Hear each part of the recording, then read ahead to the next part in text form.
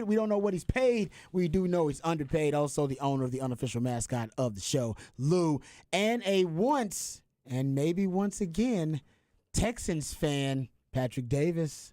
What's going on, brother? I'm doing good. You ready? I'm ready. What we got? I'm ready. What we got going on, I'm man? ready Give for me some. all of it. Oh! He's back. I'm back. I love to say it. I'm back. We're All back, right. Texans. We're back. We're back. We're back. We're back. We're back. Oh, that is fantastic. That's great news. That made my day. That is. I was wondering, I was like, all right, Yeah. I'm going to give him time to digest it. Maybe he wants to watch the entire draft. No, Maybe the first no. round wasn't enough. First round was enough. Like first I round. like decisiveness. I like the I like plan it. to not tank anymore. I like it. But if I was a fan of the draft last night, Okay, no, we'll get into a dive deep. Obviously, we'll start with Cowboys. Okay, which one do y'all want to start with, Cowboys or Texans? No, 'Cause we got Patrick back. Let's start with the Texans. Let's start with the Texans. Let's start All right. with the Texans because they were the number 2 overall draft pick. Hey. This is where you wanted to be. Well, you actually wanted to be at number 1. You See? wanted to be at number 1. But I'm glad you got to bring that up. yeah, but you failed at number 2. And it was tomato, right? That was like you were was sitting that there a- thinking about it. I like how you sit there. Yeah, Failed. failed. They failed.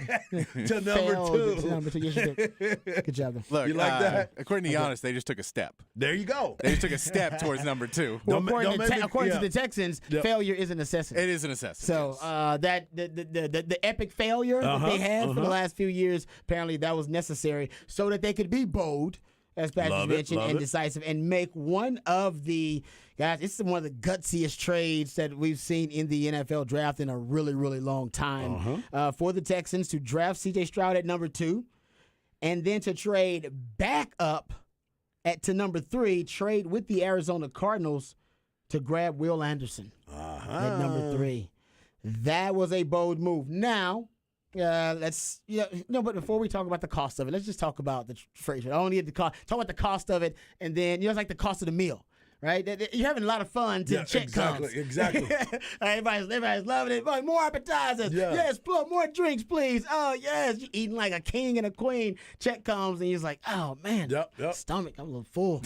Ugh, man, I'm a little uncomfortable. Yeah. All right. So we don't want to talk about the check coming. Let's go get into that in a second. Let's talk about drafting C.J. Stroud at number 2 at first, with all the conjecture, all the rumor, speculation. Obviously, silly season leading up to this pick. What were your thoughts about C.J. Stroud? You like C.J. Stroud hard. You're a big fan. I did. Did you like him above Bryce Young? Did you say that? I mean, like I said, tomato. I would have Okay, taken you're any one one. of them. It's not a big deal. It's like Heisman Trophy winner, Scarlett Johansson, Natalie Heisman Portman. runner-up. So- You know what I'm saying? So yeah. you're looking at it. Neither way. One. Beyonce, Rihanna. Yeah, he went don't there matter. twice. He Yeah. went to the Heisman Trophy presentation twice. Okay. All right. You know what I'm saying? So to me, as someone that's not a Texan fan, but I am quasi, I will watch the Texans. And just like you will watch the Cowboys, you like the Cowboys from afar. I like the Texans from afar. It's representing the state. They're in different conferences. All right, we'll rock with them.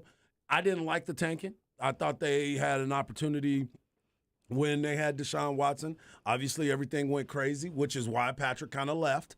He didn't like what was happening in the very front office, so he was like, "Man, I'm kind of away from him." All right, I get it. Now you got a chance to come back home.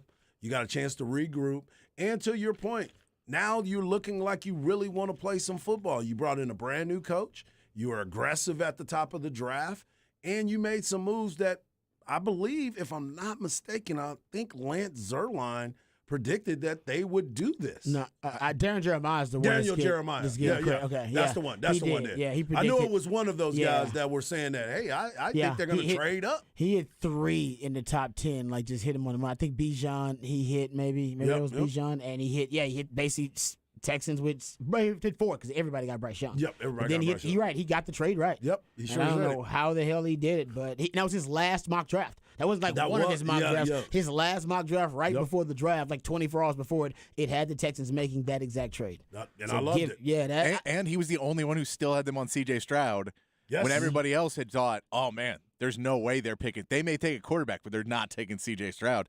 He was the only one who stuck with, yes, they're still doing that. I think Mel Kiper maybe still, and his last one was like, right about that. all right, wait, look, they just have to do this. But when you look at what the Texans did was you don't know, and I know everybody keeps saying, hey, man, well, if they would have waited and then next year you could do – there is no guarantees. No. There's no guarantees that you are ever going to be in this position again where you have the ability to not only – get a guy at 2 that you do like. And even though everybody said everything else, every GM will tell you, dude, that's all BS. Yep. Like that was all put out there. I think some of that might have been put out there by the Texans, and the Texans knowing they told Quite CJ possibly. Stroud, hey, we're going to take you at number 2, but we need people to think that you're going to be available at 3, and we need people to think that you're going to be here because we're trying to throw it off because we also may want to trade up to get 3. And so we need there to be a level of ambiguity in what our pick's going to be. Because if someone trades up to get Will Anderson at 3, then we can't take him at 3. So we kind of got to think that we're going to take him at 2. And there's all this ambiguity that they may have been pushing out. We don't know mental gymnastics going on. But I feel like it's but a you knew plausible what theory. you had. You knew you had to pick again next year. But you don't know. That pick next year, you could have an okay season. You can have an okay season. You can beat the Titans twice and the Colts twice next season. And that's 4 wins right there. You win 3 other games. You have a 7-win season. And now you're middle of pick in the draft. The Cleveland goes on, has a good pick. Now you got 15. You got pick 8 or pick 12 and pick 27. Now you're not sitting in that place where you're even close to getting Caleb Williams. You're not sitting in a place where you can do anything, just because you got some wins. Because DeMeco Ryans was a good coach, you had a better system. You've been trying to build up some guys. You do all that, and you don't know where you're at. So I like the concept that they said, look, we know where we're at right now. We have picks. We have leverage. They still have 10 more picks in this draft. It's not like they gave up a lot. They have 10 more picks in this draft, which means if they want to trade back up in the second round, they easily I can. think they got 11 in next year's draft still, too. Yeah. So I After get the they had to trade. give up one of their first. Yeah. They went with the theory of let's try and make it so that pick isn't as good next year. Let's try and give Arizona a bad pick next year and try and win. I love that they were aggressive and had a game plan, because that is what's been lacking for so many years at Houston, has been well, let's see what happens tomorrow, and then maybe we'll get lucky and a guy falls to us. And you go, no, when the guys fall to you is when you're the Eagles and you can draft on best player available because you have all your positions filled. You don't have that luxury. You can't start Davis Mills again for another season. You can't go out and put no star players. You now have 2 guys you can put on billboards around the city. You have 2 guys to try and sell season tickets with. I love that they went up and were decisive and went for it. And now with 10 more picks in this draft, it wouldn't surprise me if they tried to, give up a couple of those later picks, or you just trying to play the lottery and say, man, maybe we'll get a few guys. If we hit on 5, if we hit on our 2 first-round picks and half of the rest of our picks, that's 7 players for our team in one draft, which is huge. The price that was paid, the Cardinals got the 12th pick. They swapped basically the 12th pick and the 3rd pick with the Texans. But then the Texans gave up that 2nd-round pick, which is the 33rd pick, so really close to being a first-round pick. And then they gave up a first in 2024. So there are some people that basically would say they gave up close to 3 first-round picks, including the swap, and what they got in return was a first-round pick. They also gave up a 3rd in 2024. The Texans did get in return a 4th, the 105th pick. So obviously there's been a question as to whether the Texans may have given up too much, right? Whether they gave up too much. I will point out, and I got this from, if you go look at the Pro Football Focus, they do have their their value charts for the draft, the Jimmy Johnson chart. Yeah. And there are all these different, basically, kind of copies of the Jimmy Johnson draft value chart, but it's famous for being able to recognize and project the slotted value of every pick. If the Texans finish in the top 10 next year, which they will not, but that's just throwing it out there hypothetically. If they finish in the top 10, let's say that, like Patrick said, you're trying to give the Cardinals a bad pick, right? Because you're gonna play really well. It's not gonna be a really high pick. The Jimmy Johnson draft value chart has the value at 183.7%. The Football Perspective chart for that move up is around, I think, 149%. Basically, the difference is equal to either the 13th overall pick on the Jimmy Johnson draft chart and the 3rd overall pick on a football perspective, Trey. You did give up a lot. You gave up a lot. Yeah. This is what I'll say, though, in terms of giving up a lot, because I actually like the move, too. So I'm not criticizing anymore. I'm just giving you the facts. That's what I do. I give the facts. All right? So coming from a fact-based perspective here, yes, the Texans paid a huge amount to do what they did, and you could make a very valid point and a very valid argument against the trade they made. That in their situation, that it's not necessarily the best way to maximize the value because the Texans, they have so many deficiencies. The NFL draft is essentially a lottery, right? I always say it's a lottery. To win the lottery, you got to buy a lottery ticket. The more tickets you buy, higher chance to win. More lottery tickets. So they gave up a lot of their lottery capital, their draft capital. The price they paid, to me, was the price you have to pay for incompetence and dysfunction. Right, they're operating at a huge deficit because they've had so many different blunders on top of blunders, right, without any positive traction. The Jack Easterby Bill O'Brien fiasco, the Jack Easterby fiasco, the Deshaun Watson fiasco, and all of this, not all necessarily their fault, but most of it is their fault. Right, you brought Jack Easterby in and let him infect the entire culture of the organization, right? You mean trying to make it the Patriots? No, trying to make it the Chick-fil-A of the NFL, trying to make it a faith-based organization. Yeah. That's what they did with Jack Easterby when he came in, remember? They wanted to be the Chick-fil-A elite. Well, your nuggets don't taste that damn good, and the only thing you got in common with Chick-fil-A is that you were closed on Sundays for a while, too. All right? So you couldn't do that. They couldn't be the Patriots of the South. They tried that. Nick Caserio's here as a part of that, but the Bill O'Brien experiment, that is done. The Deshaun Watson thing, listen, when you basically evaluate a player, you got to evaluate the player and the person. Yep. And listen to Atlanta, the Atlanta Falcons, when they talk about Bijan, they keep talking about him as a person. They really haven't mentioned him as a player that much. That's right. Talk about him more as a person. You recruit the person or you draft the person and the player. They didn't do enough research about the person.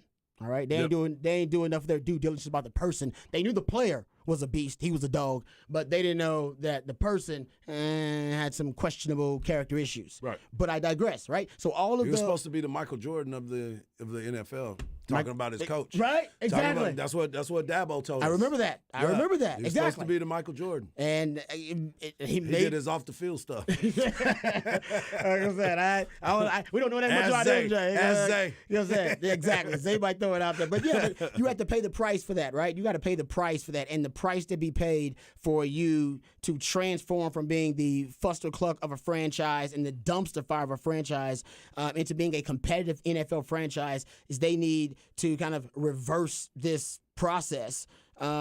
Desperate times call for desperate measures. Yep.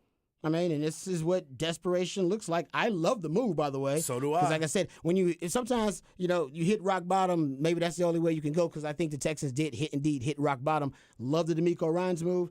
Love this move as well, because, like I said, the Texans have had all of these issues, and you could argue that the ownership, which is why Patrick initially decided to renounce his fandom. He stepped away from it for a minute. Yes, it's still there, but they didn't surround him enough. They didn't surround him with support, right. with enough football minds to be able to, help him and advise him on making the right decisions for the franchise. I think now you have some better football minds. Say what you want about Nick Caserio. He's a damn good evaluator of talent. I love what he's done in the drafts. He's messed up along the way here and there, but got great value in return for Deshaun Watson.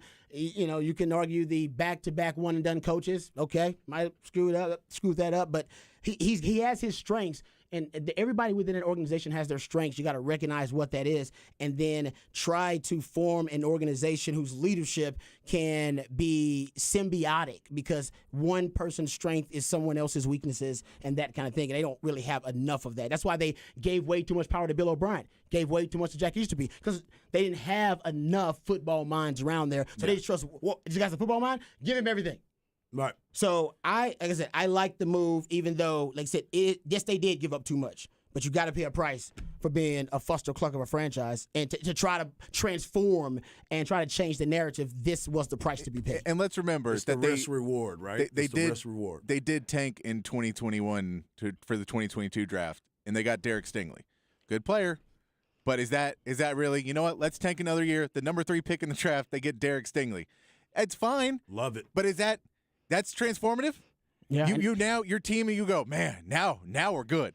Because we got one cornerback. I mean, they're just gonna throw it to the other side of the field the rest of the game. But we got our one guy. Like I get it, but it's not a golden ticket that you're automatically getting a game-changing star. No. If in your evaluation you had Will Anderson as the best pass rusher, and you had C.J. Stroud either as 1 or 1A or 1B or wherever you had him in that one group, right? You have him up as that guy, and you're able to get two guys of that nature that you feel very good about. And again, Caserio is a good judge of talent. He is. I think D'Amico Ryans I think C.J. Stroud will work well in what they're going to try and do in this offense. All of those things, if you're able to do that, I love that way more than, well, let's hope next year's draft that everyone enters into the draft, people don't stay another season, people don't get hurt, people don't have a bad season, because right now people are saying Drake May could be the guy, but we don't know.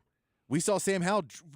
Sam Howell was the guy at North Carolina, and then the next season was a second, third round pick, not right? the guy. And so you never know. It's really silly to sit and go, no, we're just going to go for Caleb Williams, and then you win 4 games, you don't get Caleb Williams. Yeah, I mean, I'm with you. The risk is rewarded right now. You go out and you get the best available quarterback, and you get the best available defensive end. I mean, edge rusher, whatever you wanted to do, because we understand your job is to get to the quarterback and have a good quarterback. You've already locked up the left tackle for him. Mm-hmm. He's dialed into you. You had a good draft last year. You got players that came in and had immediate impact. You're in a good spot. You brought in a coach that you do not want to see fail. You don't want to see D'Amico Ryans fail. So why not go ahead and go and get the guys that are there? You brought up a great point, Patrick. Everybody's waiting for Caleb Williams, and I think he's going to be fine. I think he's going to be good. I think he's going to be the number 1 draft pick, but that does not guarantee that you were going to get him as well. Then you look at everybody else that is in the draft. C.J. Stroud's numbers I will put up against anybody. I will put them up against anybody. And the way that he's gone about it, do you want to keep bringing up the cognitive? It's not even the S2 cognitive test. Mm-hmm. Okay, fine. The kid's going to go out there and play football. Some guys are just good at football, and some guys don't like to take tests. That's just the way it goes. But go out there and play football. And I heard Colonel Craig Flowers talking about this today. Mm-hmm. Some guys you got to teach in the classroom type of situation. Some guys you got to walk out and walk them out on the field to show them what to do, and then everything happens. And some guys you got to do both. So as a coach, you need to figure out what the situation is for your quarterback and what's going to make him a better quarterback. I have no problems with what the Texans did last week. And here's the other part. They might be able to work out a trade for next year too.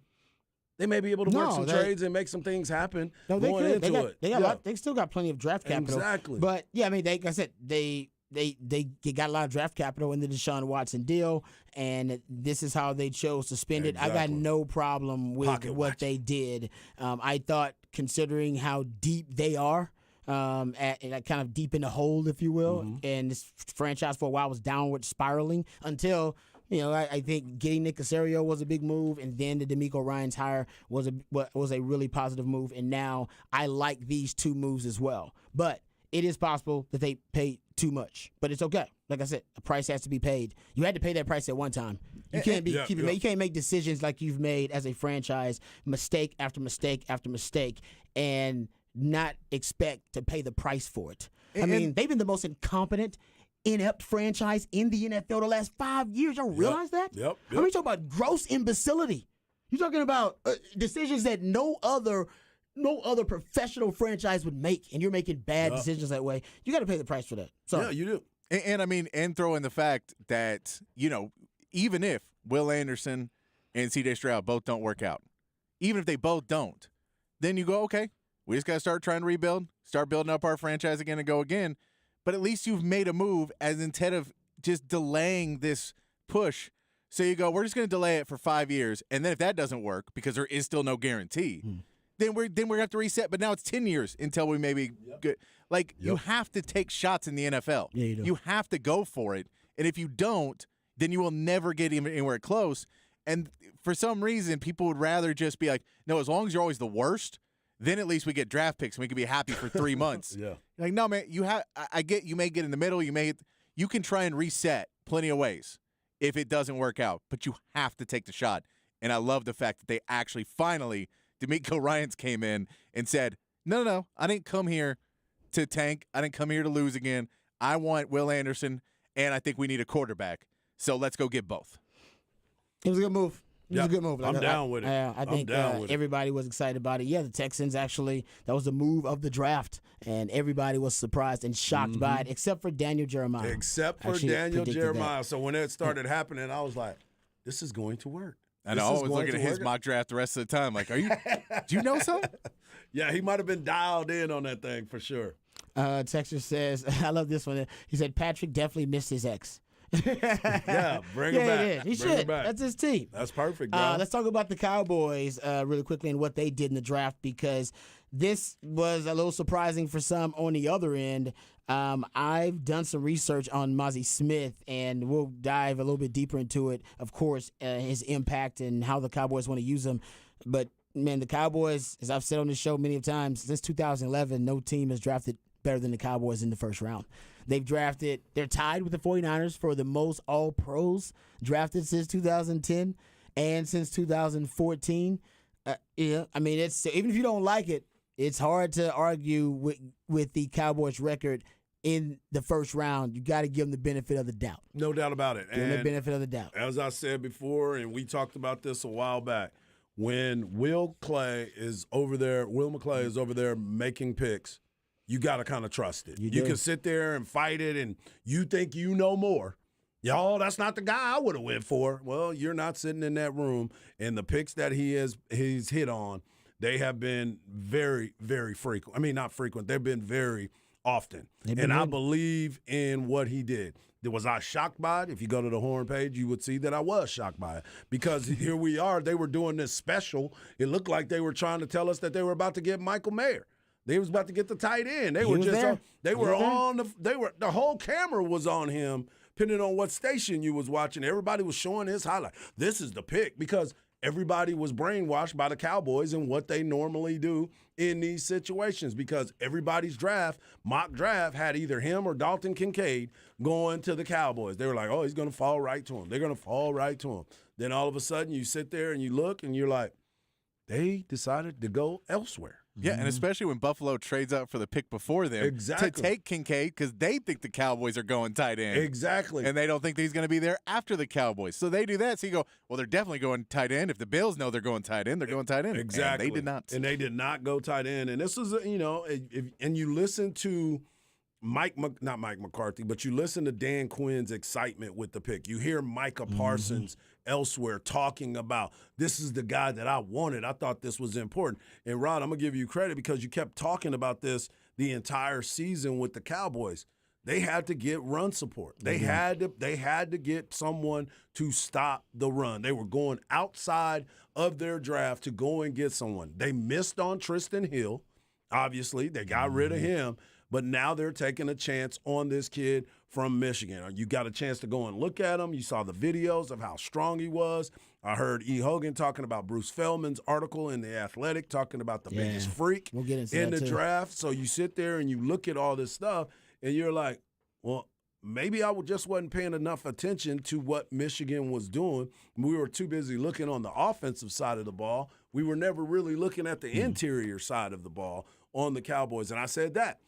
I said, for me, Cowboys either going to go offensive tackle or defensive tackle. Somebody interior for the Cowboys. Either side I was going to be fine with. So I'm fine with this. And again, Will McClay has shown to be proven enough with his draft grades that you got to believe in the guy. In Will we trust. So let's go from there. And he's on the side of the ball where Dan Quinn is going to use him. And it's hard to argue with Dan Quinn's record recently of being able to weaponize and maximize talent. It seems like every player since Dan Quinn's gotten there has improved as a player. No doubt about it. Gotten better. Everybody's playing their best football. They're getting contracts. Right? And they're keeping them around. Like Donovan Wilson, Leighton Vander Esch, and Jaron Kearse, like guys who've never played great, like high-level football are now considered one of the best at their position. That's why they're here. The man knows what he's doing. Of course, Micah Parsons. Hell, I can coach Micah Parsons, though. Yeah. He's easy to coach. But I will tell you this, the disappointing part for me, was when the pick was getting ready to happen. And I told y'all from the very beginning, I didn't want the tight end. They're going to get a tight end today. They'll get a tight end in this part of it. Tight end and running back. I think they'll go for it in the second round. I think the rumor is that they're really, really high on Sam Laporta out of Iowa. Yeah. And he's like ranked 4th or 5th in tight ends. So I think they're figuring like, hey, man, we can wait and get our guy that we have a really high grade on a little bit later. Yeah, I totally agree. That's where I'm at. But I sit here and I look at it now and I'm like, okay, as a Cowboy fan and what is expected, I was thinking that they were going to go get Nolan Smith. I thought Nolan Smith, where he was, I was like, this is the pick for us. This. I was thinking him or Joey Porter that. Jr. Actually, Joey Porter Jr. I had Joey Porter Jr. Yeah, that's who I had. Those two, because the Cowboys in the first. I mean, if you go look at since 2011, the Cowboys basically tend to pick cornerback and edge rusher more than any other positions. When you look at their kind of if you look at their top, when they have a top 100 pick, like look at their top 100 picks, those are the two positions they lean on more oftentimes than not. And the D tackle is it's on a lower end, so around 19.4% of the time since 2011, Cowboys top 100 picks, cornerback, 16.7% of the time it's been an edge rusher. So I thought, for sure, definitely going to be one of those picks, and especially because of the freak that he is, Nolan Smith. That gives you a chance to move Micah Parsons around the way you wanted to. And the Cowboys like freaks. Mazi Smith is a freak, too. Is a freak, yes. They like freaks. And you're right. I thought Nolan Smith or Joey Porter Jr., they decided, no, they wanted to feel that. And we'll get deeper into this and get into some of the X's and O's of it, because in the 4 o'clock we'll play some of the sound and audio of the selection and Jerry Jones talking to Mazi Smith and the reaction by Micah Parsons, which was classic, by the way. Yeah, it was. But, yeah, man, I thought it was they wanted to fill a specific void, and I've talked about the plunger on these very airways about how every team needs one, and they decided to prioritize theirs. They got industrial. Yeah, they really did. No, they got the really expensive plunger. That's right. It's like who goes to Lowe's and Home Depot and gets the really expensive plunger? The Cowboys just did. Thank you. So I'll get into that and break it down, but I think they saw that last year their one weakness on defense that they really couldn't fix with with a specific player or scheme-wise adjustment would be the run game. They got that was the one weakness against the Cowboys all year, and we'll dive into that in the 4 o'clock because I think it was a smart pick. Now the more I research it, I like the pick. And like I said, it's Will McClay. Will McClay is basically, there's some actors that if they come out with a movie, if Tom Hanks comes out with a movie, Denzel, Leonardo DiCaprio, you're gonna watch it. They automatically Equalizer 3's coming out. I can't wait. They automatically have credibility built up with me as a consumer. I don't know. They don't make bad movies, and if they do, I'd be shocked and surprised, and I'd still go back. No doubt, because that will be an outlier for them. Yeah, because you're gonna miss something. Yeah, exactly. I've missed something. That's the Cowboys in the first round. They've been that good. All right, we come back. We'll get into. I was trying to avoid this news. Everybody's feeling so good. All right, bad news. Things change fast. Yes, bad news for Texas basketball. We'll discuss it on the other side right here on Ball Don't Lie. Wonderful, not horn.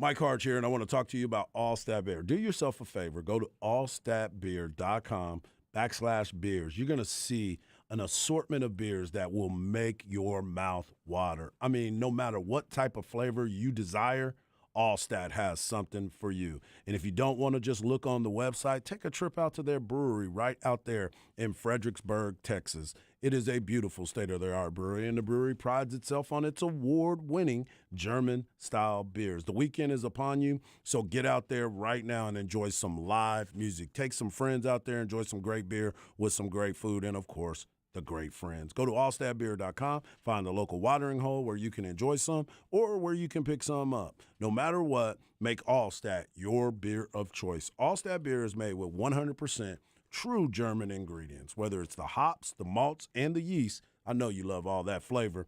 And, of course, they use that natural hill country water. Allstat beer, no impurities, no regrets.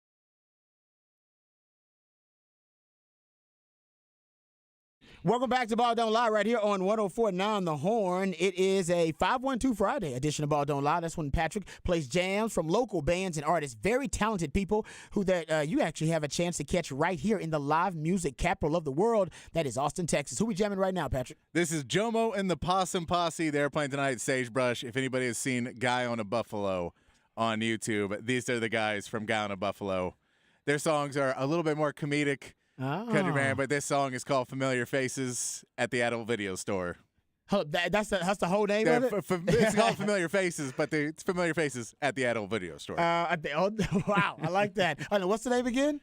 Jomo and the Possum Posse. Say that 5 times fast. You'll probably get yourself in trouble. You might get in trouble. Jomo and the Possum Posse? Yes. Yeah, I'm cool wow, I'm not Yeah. going to And I'm just going to call him. with Just the go way- check out my man, Jomo. Yeah, I will definitely. If back you've that never one. looked up, Guy on a Buffalo on YouTube, look up Guy on a Buffalo on YouTube, and they do that, and it's hilarious. There you go. Appreciate that one. Jomo and the Possum Posse. Yeah, there you Wow. go. You tempting. You tempting it, bro. You tempting it, dog. Now I like to say it. Yeah. That's what I'm saying. You are tempting it. Yeah, you're right. I got to shut up. Patrick got that dump button ready to go. Okay, so I messed that one up. It's Friday, too. I don't need to mess Friday. with that. Don't do that. All right, gentlemen. We'll all be walking up out of here.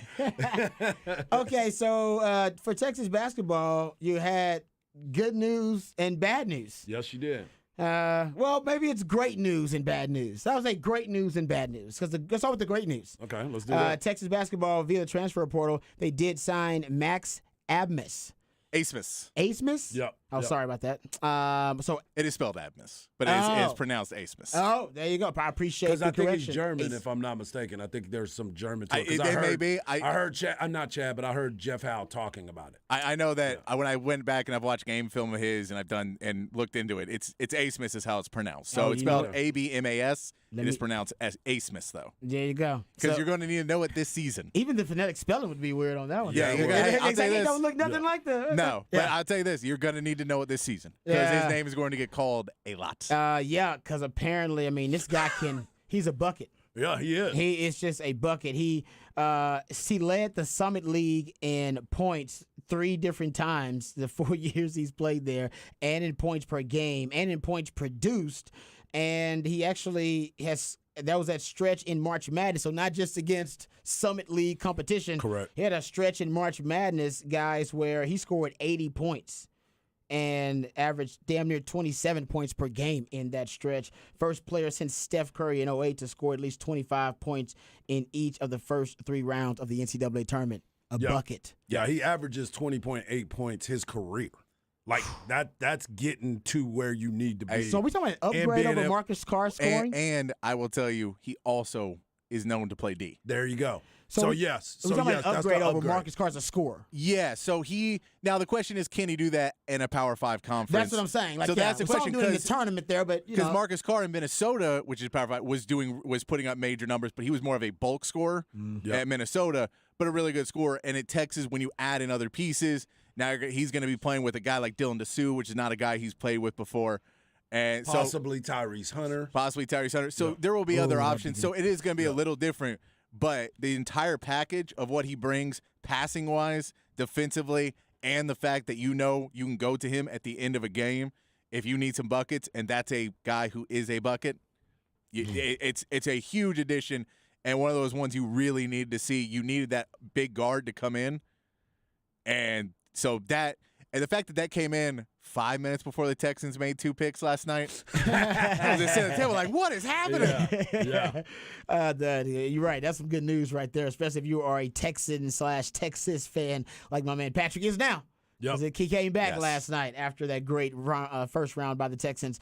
So this is great news, gentlemen. Texas, they do get there. Well, we'll see about Tyrese Hunter, but they do get them a guy in the backcourt now that can, he can light it up if need be. All right, so that was the good news. That's great news. Sorry, that's great news. There you go. The bad news is that today it was reported by Hudson Standish and 247 Sports that Ron Holland, the 5-star forward, was decommitting opening up his commitment, I think, is probably Reopening the Remember, blow. because softening the blow. Because, right, Texas is still in it. Yes, he still said Texas is a favorite in it. He's opening up his commitment. Here's the statement. I want to take this time to thank head coach RT and the entire Texas coaching staff for their consideration. I would also like to thank the Longhorn Nation for all of their love and support. While this has been a difficult process, I have decided to decommit, he does use that word, from University of Texas and reopen my recruitment. Texas will still be one of my top schools of choice. So, well, here's the deal. He requested to get released from his national letter of intent because he did sign.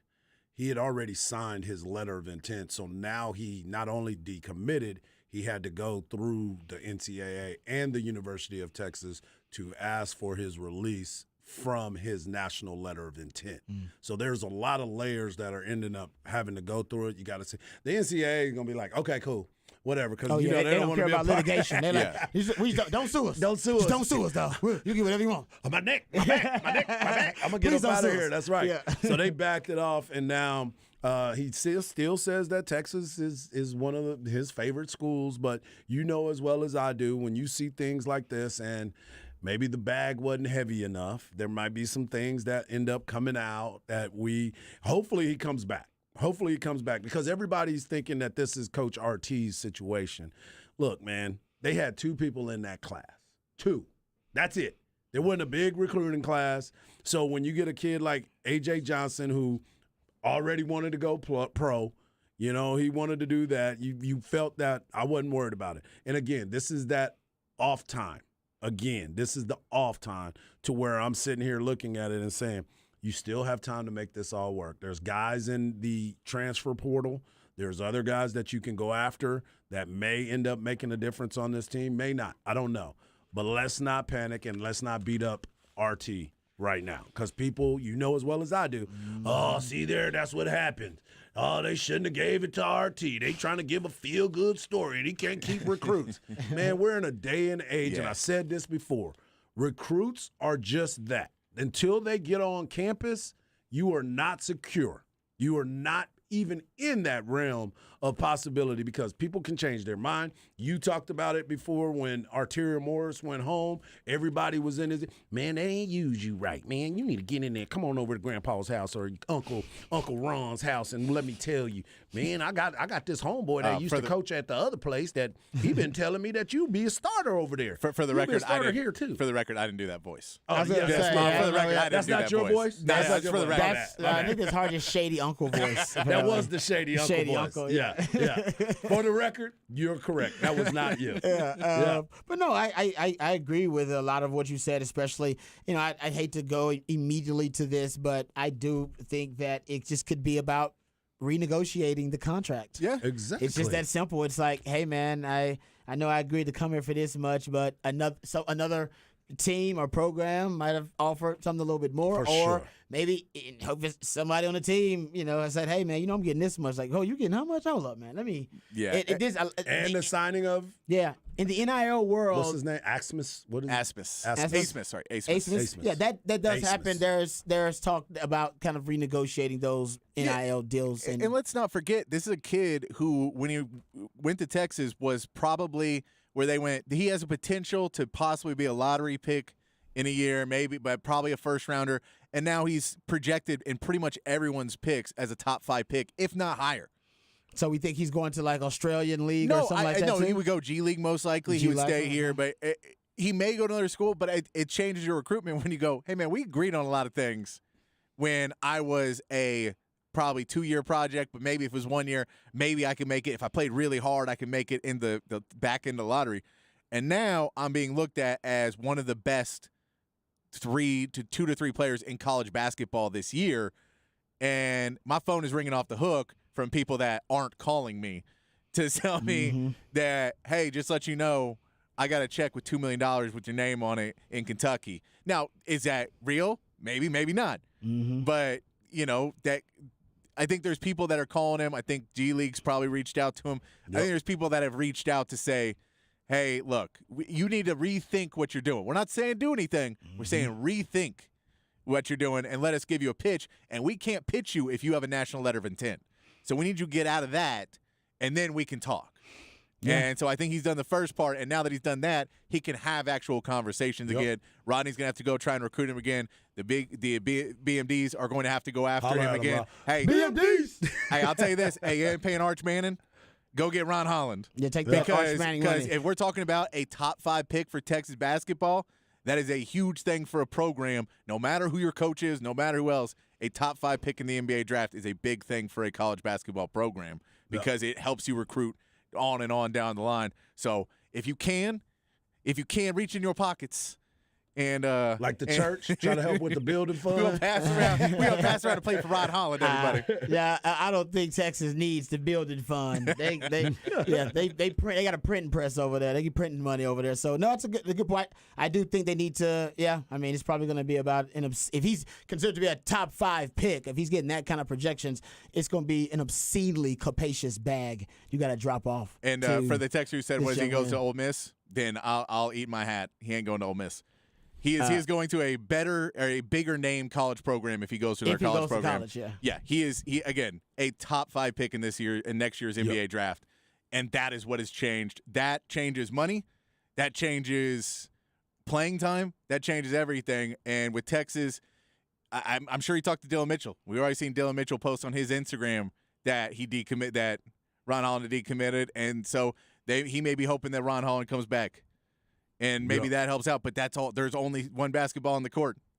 Yep. So there's so many things that go into it. He's been told, I'm sure, to reopen his recruitment because those guys cannot talk to him until he does. Yep. They can't, on the books, have recruiting meetings until he is decommitted. So I think that's what has happened. He's going to go talk to them. Rodney T said that he's still a favorite as Texas, so we'll keep our fingers crossed that this news is a blip on the radar for a great career for Ron Holland. Yeah, like I said, I think it's just a renegotiation. Just I'm hoping. kind of you laid out too. Hey, lay out the plate, man. Pass it around. We come back. We got the flex on the other side right here on Ball Don't Lie, 104.9 The Horn.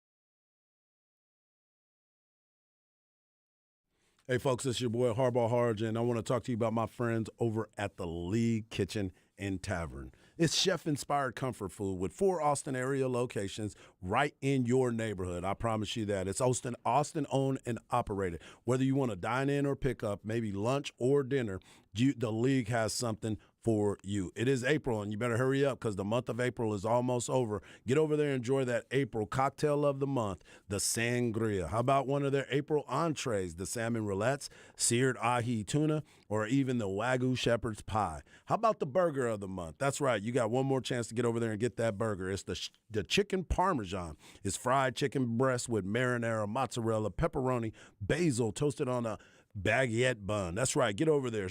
Enjoy the food at the Lee Kitchen. Go to leekitchen.com today. Avery Ranch, Bee Cave, Belterra, and Lakeway. Make sure that you get over to the Bee Cave one because it is very, very tasty. It's Austin owned and operated. leekitchen.com.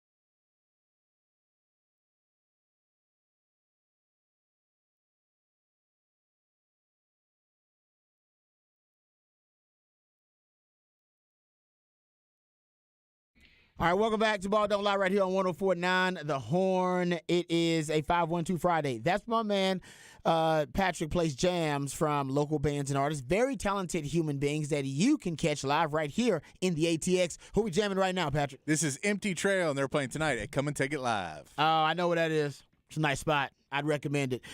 So we had some fun out there. It's one of our first kind of field trips. It was our first field trip. Was it the first field trip? Yeah, that was our first field trip together. Good memories out there. Yep. Also, some good memories for the Flex, FLXATX.com, FLXATX on all of your social media platforms. Go check it out for yourself. Hopefully, I don't know about tonight, but maybe tonight. Might have a couple of Flex products end up getting drafted tonight because Central Texas We definitely think that.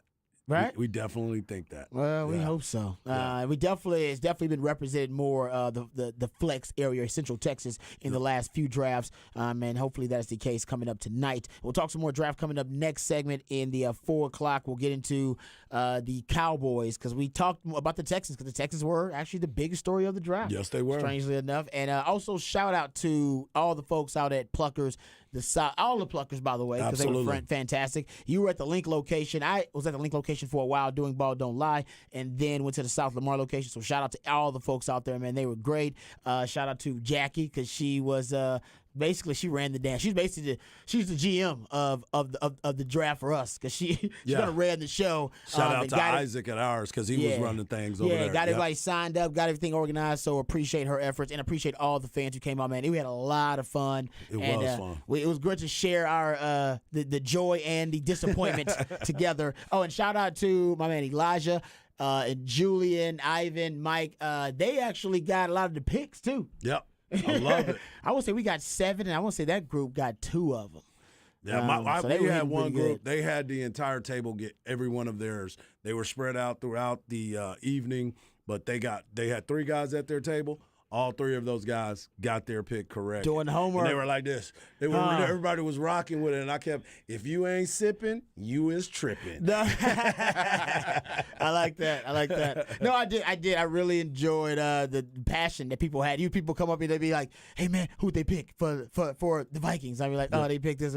Oh, man, that's a terrible pick. Exactly. You should change this to this. I was like, I can't change their pick, person. I can't do that. That's not who I am. We can't do that. That's not who I am. You got to come here a little bit early. So shout out to everybody, man. It was really fun. We had some people there wearing jerseys that were not thrilled with the actual picks in the draft. Oh, we had a ton of those. Yeah, we had a lot of that. And then we had one guy that was a Falcons fan who was very excited. Oh, for sure. Yeah, he should have been. Shout out to my man Chris too. Chris came up to me. He was wearing his Philadelphia hat and jersey. He walked up to me. You saw him when he walked up to me the first time. You were like, uh-oh. How's this going to go? Well, he was real cool throughout the night, and I had to give him a little shout-out because what they did in the draft, and I hate it for Cowboy fans and everybody in the NFC East because what they did was get more Georgia Bulldogs on that defense. Philly Dogs. Like, that's exactly what they are. They're Remember how they Dogs. used to call the Detroit Longhorns and the Seattle Longhorns because they kept getting Longhorns on there? Yep. Yeah, that's exactly what Philadelphia's defense is doing right now.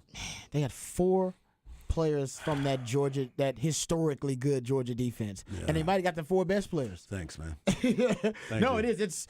But Howie Roseman, I mean, we keep talking about how good he is. He's damn good, man. He shows you that each year, but to go to the Super Bowl and then win the draft, win the first round of the draft possibly, that's a hell of an accomplishment. All right, we come back. We'll talk about all the accomplishments of all the players who were drafted, especially the ones who were drafted by the Cowboys, the Texans, and, of course, one Bijan Robinson. All that and more right here on Ball Don't Lie, 104 down the horn.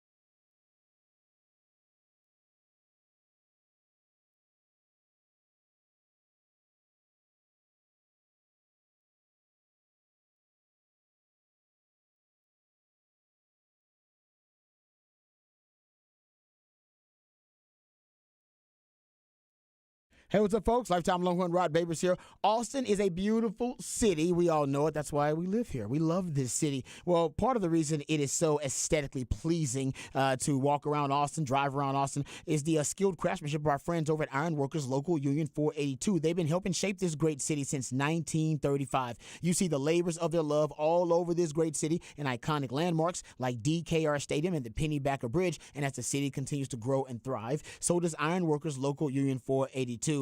They don't go to the office, folks. They build it. So if you are frustrated with your work choices and you want to change in your career, or you want something new and something fresh, something that is going to challenge you, how about becoming a member of Ironworkers Local 482? And you can accept the challenge of becoming the best version of yourself while helping shape Austin's economic development. Right now, they're hiring over 3,000 people for a huge project right here in Central Texas. So you can become a member of Ironworkers Local 482 and take pride in the type of teamwork and craftsmanship that helps shape the future of this great city. You can join this prestigious organization by going over to ironworkers482.org. Simply go to ironworkers482.org.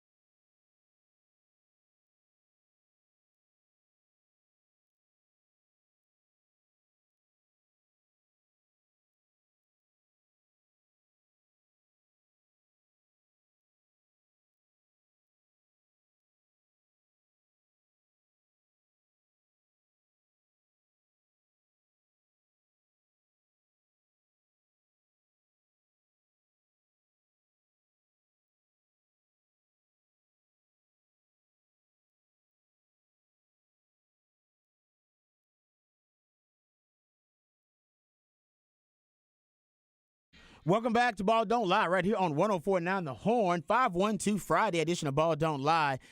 That's where my man Patrick plays jams from very talented human beings that you can watch live and in person right here in the live music capital of the world.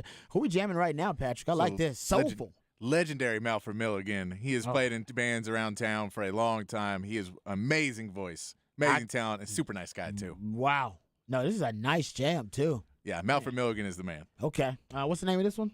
This song is called Arms Around the World. Arms Around the World. I'm writing that one down. I don't know if I told y'all the story about the one time I hung out with him twice, but I got a chance to really hang out with him one time. Malford Milligan? Oh my gosh. Yeah, he's the best. He is one of the funniest dudes, and he don't care what he says at any time. No, and so if you don't know who Malford Milligan is, he is a large enough black man who is an albino and pretty much blind. Yes. So put that all into account, and he's got that voice. Yes. And you sit at the back of the bar with him during the show, and then you just talk, and he's hilarious. Oh my God. And the voice, he's just an awesome dude. That's super fantastic. awesome. No holds barred. I definitely have never met the man. Yeah. He used to sing in a band called Storyville that was really Storyville, big in the late 90s. But yeah, he's amazing talent, amazing guy. All right, I like that. There you go. That's why 512 Friday exists right there, and that's why I always say Harge know every damn day, because he does. 512 Friday. So you can always thanks to my man Patrick for that. You can always go to hornfm.com if you miss any of these suggestions, like the fantastic one he just gave you, and you need more details. You're like, oh man, I missed the name, I missed the song. What were they talking about? Go to hornfm.com. Man, Patrick always posts them up there for you. He's a good guy like that. 512-337-3776.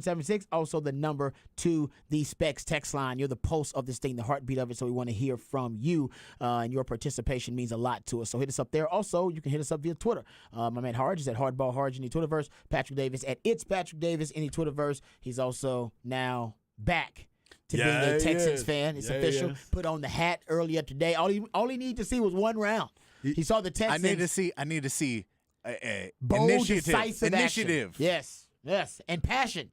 Yeah. Right. No, I like it. No, I'm with you. It's a great move by the Texans. So now my man Patrick also back into the family of the Houston Texans fandom. You can reach him at It's Patrick Davis. I'm at Rod Babers in the Twitterverse. All right, let's start with the Cowboys, Harge. Let's go Cowboys first here. We started with the Texans. I want to start with the Cowboys here, and of course we'll talk Texans and we'll talk Bijan. We'll make sure we get our Bijan conversation. I'm happy for Bijan. Happy for Cowboys fans as well. That y'all don't have to see Bijan with them Eagles twice a year. But honestly, okay, here's the thing. Would you have rather the Eagles got Bijan or now what the Eagles actually got in the draft with Jalen Carter and Nolan Smith? I wish they would have got Bijan. Actually, Bijan, I'd rather the death of 1,000 cuts with Bijan. And that actually, I trust Dan Quinn and Dallas Cowboys defense. I trust that more against Bijan than I trust Dallas Cowboys O-line now going up against that defensive front when you're adding Jalen Carter and Nolan Smith to it. Yeah. I will give, this is the only thing I can put in it, is I don't think there's a question mark about Bijan on anything. No, and I think there is question marks on Nolan Smith and Jalen Carter. Now, they're not big ones, and there's not, but there is question marks on both of them. So there is a possibility that one of those isn't the greatest guy in the world. That's true. There's a possibility, but they could both hit. They're going into a good system, you know. Yeah, it's the Eagles. It's a well-run franchise. It's going to be a battle anyway, so you know it is what it is. They went to a Super Bowl last year. It wasn't like they weren't loaded already. Exactly. Loaded and got draft picks. Bill, they went all in. They don't got draft picks. Man, they picked before you. Exactly. Serious. I agree. That's a good point. All right, let's get to the Cowboys here because a lot of Cowboys fans, they were underwhelmed by the pick is a proper way. I don't know if disappointment can be the right way to say it. I say underwhelmed might have been the reaction of a lot of Cowboys fans out there. And, Harge, I want to get your reaction, but we've talked about it. Cowboys' best NFL team in the first round of the NFL draft.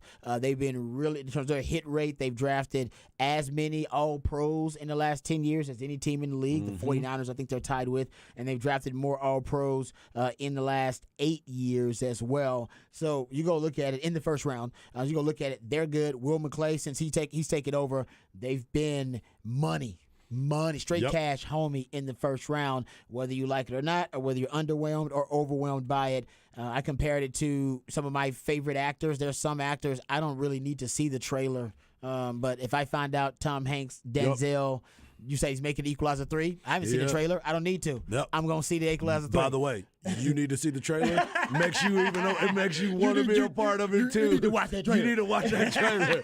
I will. Oh, in fact, in next break, I'm going to go watch that trailer. You need to watch that trailer. Exactly. But Leonardo DiCaprio, Daniel Day-Lewis, I trust they got credibility with me. Hards, that's the Cowboys in the first round with Will McClay. Exactly. When you start to look at how this all comes about, you heard stories that Stephen Jones even said that we've had options. We had options mostly about big men. And when you hear that it's mostly about big men, and this is something that I'm going to give you credit for, Rod, you kept talking about the Cowboys and you used the plunger analogy and what is more important. You got to be able, because that defense obviously is one of the best in the league, and they didn't stop the run. So when you start looking at it and saying, okay, we got a good secondary, you got guys coming back. Dan Quinn decided to stay with the Cowboys after going out and having this opportunity to go get other jobs. He wanted to be with the Cowboys. Yep. And for him to be there and the excitement in his voice when they made that pick tells you everything that you need to know, because you could have got anybody. Everybody thought it was going to be a tight end. All the mocks. Michael had Mayer it, was there? Yeah, and he was sitting there. They did a what do you call it? But Where they the camera shot. the camera shots, but they did a collage. close-up. Yeah, they did a collage of all the his guys. plays. Yeah, and he close was over the there. guy. You're And, right. and you're sitting there and you're Yeah. looking at it and you're saying, they're about to get this tight end. They are definitely about to get this Felt tight like end. it a little bit. It felt like it. And as you said, all the mocks were leading towards Yep. it. I personally was either saying get an offensive lineman or get a defensive lineman. One of those two, I would have been fine with. Nolan Smith was in. I didn't need to go out there and get another tight end because there's going to be tight ends that are here. You still might get your top-rated tight end or one of the top-rated tight ends. So that's going to be there. And we talked about this leading into the week. Most of the great tight ends were not drafted in the first round. You always talking about value, value, value. Who's to say that tight end was going to be the right value at that point? And for the Cowboys to go out there and do that, sometimes you're looking at him just like last year. I was looking at Tyler Smith. Dude had a bunch of penalties, didn't seem like the right guy, and all of a sudden, boom, he's the guy that's on the board. They take him. He turns out to be a beast. Like he's out there like going crazy every single play, winning all of his matchups. Yes, he had some penalties, but they got cleaned up as the season went on. It was a vital part of the success that the Cowboys had. I'm cool with it. And as I continue to look at it, and you brought it up, Will McClay's history tells me he did the right thing. And this is what I'll explain to the folks out there, just kind of the novices out there about why this Mozzie Smith pick. Is it Mozzie or Maisie? I've heard it both. Well, because Jerry says Mozzie, but everybody I've heard says Maisie. Mozzie, and I went to the It's Mozzie? pronunciation. Okay, what did it say? It said Mozzie. So okay, Mozzie. Yeah, All right, I we're thought it going was Mozzie. Maisie. My aunt's name is Maisie. Oh, is it? Yeah. Is it spelled like that? Yes. Really? And so we call her Maisie. I kind of like that name Yeah, too. yeah. But I like it as Maisie. Yes. Not Mozzie. Not Mozzie. So, yes, I'm with you. Anyway, but in football today, there's been really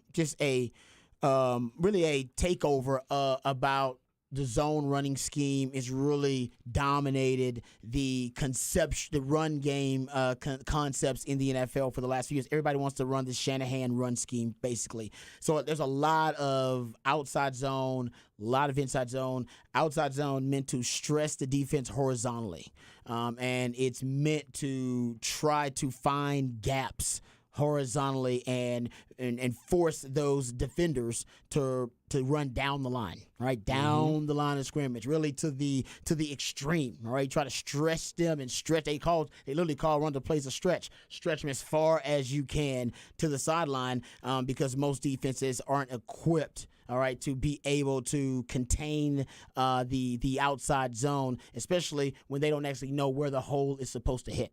And that's the beauty of it, right? The running back has multiple options. Well, defenses have really adapted well to the last few years of teams running outside zone. And what they found is that they get defenders who can run sideline to sideline, sleeker, faster, mostly smaller defenders that can run sideline to sideline, you really can defend the outside zone much better. Find somebody that can set the edge. If they can't set the edge, find guys that can just run, all right? They can run sideline to sideline, and those guys will be able to run down those outside zone run plays. Well, the counter for the offense is if your defense is going to be built to be sleeker and faster, and it's going to be a smaller defense, smaller defenders, well, I can just build up my power running game, all right, and run right at you. Your powers, your counters, your gap schemes, and that's what teams are doing against teams who are built like the Cowboys, positionless football, built with a bunch of hybrids. Teams built even like the Eagles. The Eagles are built on speed on defense. Well, when you have speed on defense, most of the time you're going to sacrifice size. So both of those defenses, really good defenses, by the way, top 10 defenses in the NFL, both of them mid-season had to acquire what? Interior defensive tackles. Yes, they did. Old school, wide body defensive tackles. Why did they have to go get these tackles? Because they had no answer, all right, to the power running game. Because the defenses are built to stop the outside zone, and the defenses are built on speed. Dan Quinn has talked about that. He's built on hybrid positionless football players. And they were susceptible to the run game, and that's why last year they allowed, I think they were 22nd in rushing yards allowed. They allowed 2.7 yards after contact per carry. And after they got Jonathan Hankins, I remember looking at the numbers, rushing yards with Jonathan Hankins on the field, allowed with Jonathan Hankins per rush, I should say, rushing yards allowed per rush, 3.67 was the total with Hankins on the field. Without Hankins, 4.5.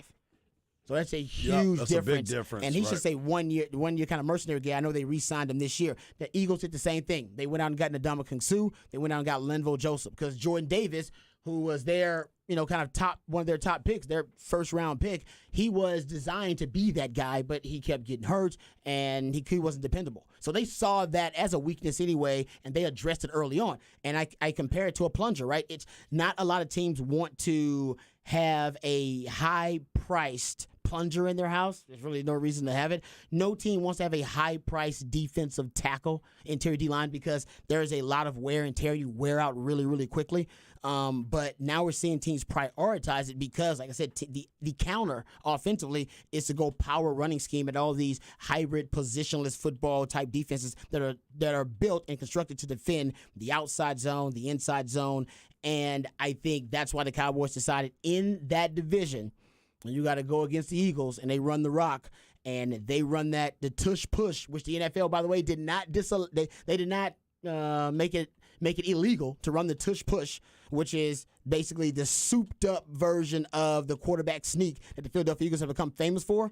They need somebody at the point of attack, all right, that can really be stout when the fit hits the shan, and when the fit hits the shan, you're going to need a plunger.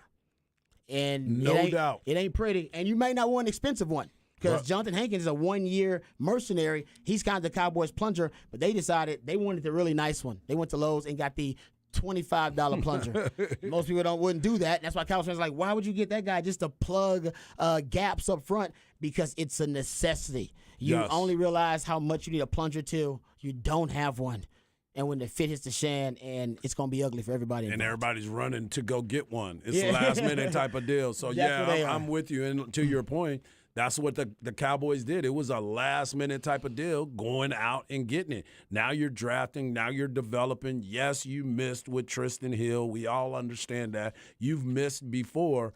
But if you start looking at where the strengths are, in the Big Ten, it's always the guys on the line of scrimmage that always have big-time careers, right? It's always those guys in the trenches. And, again, you look at what Micah Parsons, Dan Quinn, and the Dallas Cowboys staff, he's already there walking around, having a good time, meeting everybody, and already been introduced to the Dallas Cowboy media.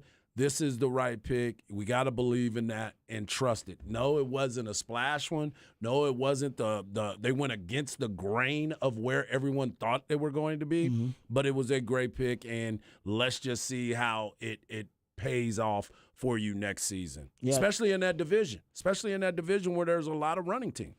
Teams ran for 121.6 yards per game last season. That's the highest average in the NFL since 1987. So you have teams that are built to stop the pass, built to stop those outside zones I talked about. And right now, they're just getting bullied. Yep. They're getting pushed around. Those defenses are getting pushed around, and that's why a guy like Mazi Smith, he becomes more of a priority. Teams averaged 5.3 yards per rush and 5.2 yards per rush on powers and counters last season in the NFL. They averaged 4.3 and 4.4 yards per rush on inside and outside zone. Yep. They're going more power.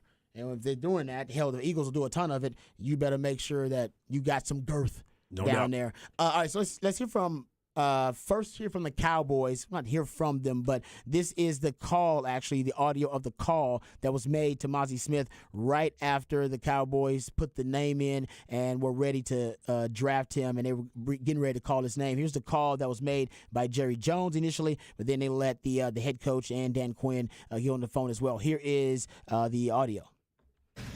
Well, I didn't give you the draft board. Well, I didn't.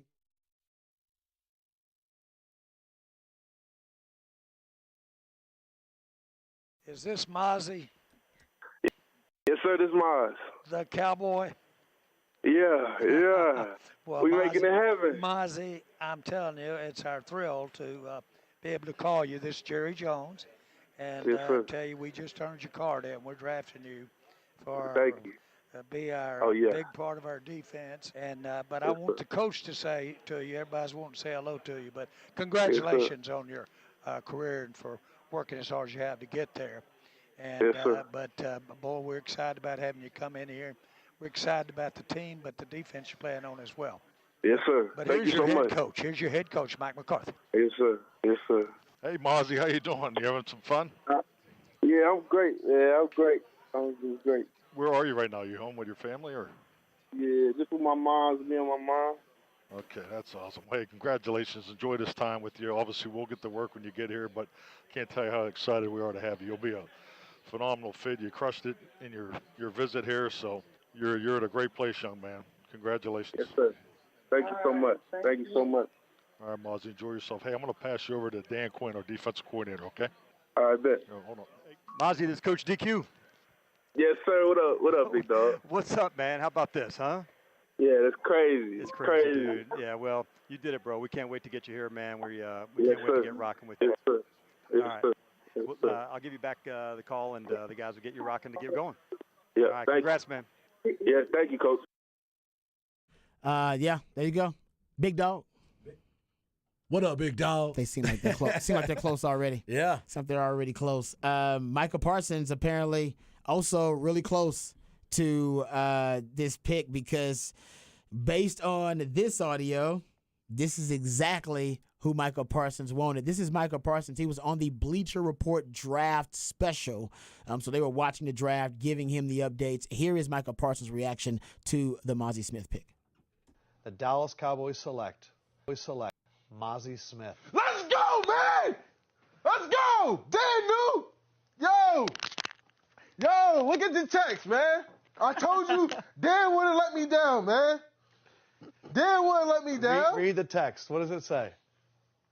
You want me to read it? Michigan DT, you texted him today at 3:27, and he responded, "I'm all about that life," with 6 exclamation points. And then you wrote, "Please." We about that life! How do you feel, Mr. Micah Parsons? No more QB sneak, AJ! Wow. Yo! Huge!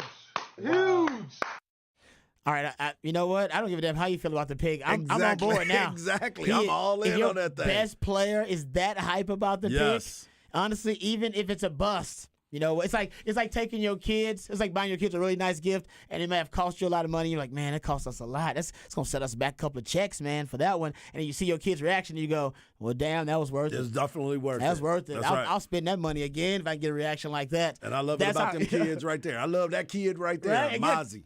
exactly like Yeah. that. And he's basically wants this guy to keep him clean when he's playing the off-ball Exactly. linebacker spot. And now he's got a guy that can stuff the run. And what is the one weakness to Micah Parsons' game? You can run at stop him. That's right. You That's run right. at him. That's right. You run right at him. Now you got some help. Now you got a guy that they want to run right at you. Like, well, you got to run through that dude first. Exactly, and I'm gonna have some room to get around you. There you go. Yeah. I like that. So back to the Mozzie situation. His name is Mozzie Smith. We did find that out. And Jane Slater, shout out to Jane Slater, she said, I just asked Mozzie Smith where his name Mozzie comes from, and his mother chimed in and said she wanted him to have a Nigerian name and one that stood out. Its meaning, the chosen one. Nice. I like that. There you go. I like Mozzie. I said I would probably pronounce it Maisie, but I like Mozzie. I was all about Maisie. No now doubt. I'm all about Mozzie. The chosen one. I'm just going to call him the chosen one Smith. And that was a good point by Micah in his excitement. He says something about the quarterback sneaks, right? No more quarterback sneaks, AJ. I think he's talking about A.J. Brown, who they also had on that broadcast. Remember, the Eagles roughly had a 93% success rate with their quarterback sneaks. And they're going right there, right over the gut. You're talking about the interior D-line, whoever your 1, your 0 techniques are. That's exactly where you want Mozzie to be playing. Yeah, shit, that's right. The Eagles converted 29 of 32 quarterback sneaks last season. That's a 90% success rate, or I say conversion rate. Success rate, the actual was higher. They were 93% success rate. Conversion rate at 90.6%. Were those all against the Cowboys? No, I'm just kidding.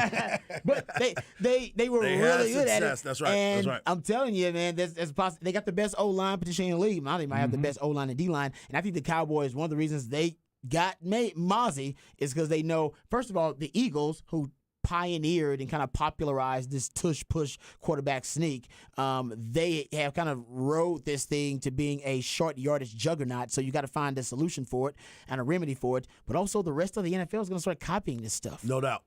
No doubt. It's a copycat league. I mean, you got big enough quarterbacks. You got running quarterbacks. Why not do it? You're going to have a whole... Tom Herman was ahead of his time with these quarterbacks running. That's what you do right there. Well, put them behind center and let them go for that quarterback sneak. Well, before Tom Herman, that was Vince Young and some other ones too. Yeah, no doubt. But you're right. Tom Herman loved the running quarterback. He loved the running quarterback. One of Tom Herman's quarterbacks is transferring too. There it is. Right, Casey Thompson. Yeah, but I don't know if he's going there. I didn't even think about that. Yeah, I don't think they was on good terms. Probably not. Yeah, I don't think they was on good terms. But that could be wrong. No. I could be wrong. You know what? The transfer portal, it give it then, it take it away, and it make for interesting partners. I guess Nebraska ain't about that NIL up here. You know what I'm saying? Might not be. There you go. So Mozzie Smith for the Cowboys, a really good pick. He knows he's there to stop the run. He said as much. He basically. Oh, and by the way, there's a report from Yeomans. Kyle Yeomans had it, as well as Patrick Walker of Voice of the Star, that the Chiefs wanted to trade up with the Cowboys for Mozzie Smith. Yeah, that's good. And the only reason the Cowboys did not make the trade is because it was for Mozzie Smith. They were like, well, we're not giving you that. That's the guy we want. Now, he's on our board. Like, he's one of the top 3 that we have. If you want to draft somebody else, then we'll let you trade up. But that's the guy we want, so we're not letting you You're not trade getting up. my guy. So there you go. I love it. All right, what you got coming up on Hard Knock Live? I'm going to talk a little bit about the guys that went from the Big 12. You know, we got a chance to see a lot of these faces and compare them to what we think may happen for the rest of the draft and where some of these other players from the Big 12 might end up. All right, got a long weekend of NFL draft. That's right. I love it. We'll come right back and discuss it right here on Ball Don't Lie, 104.9 The Horn.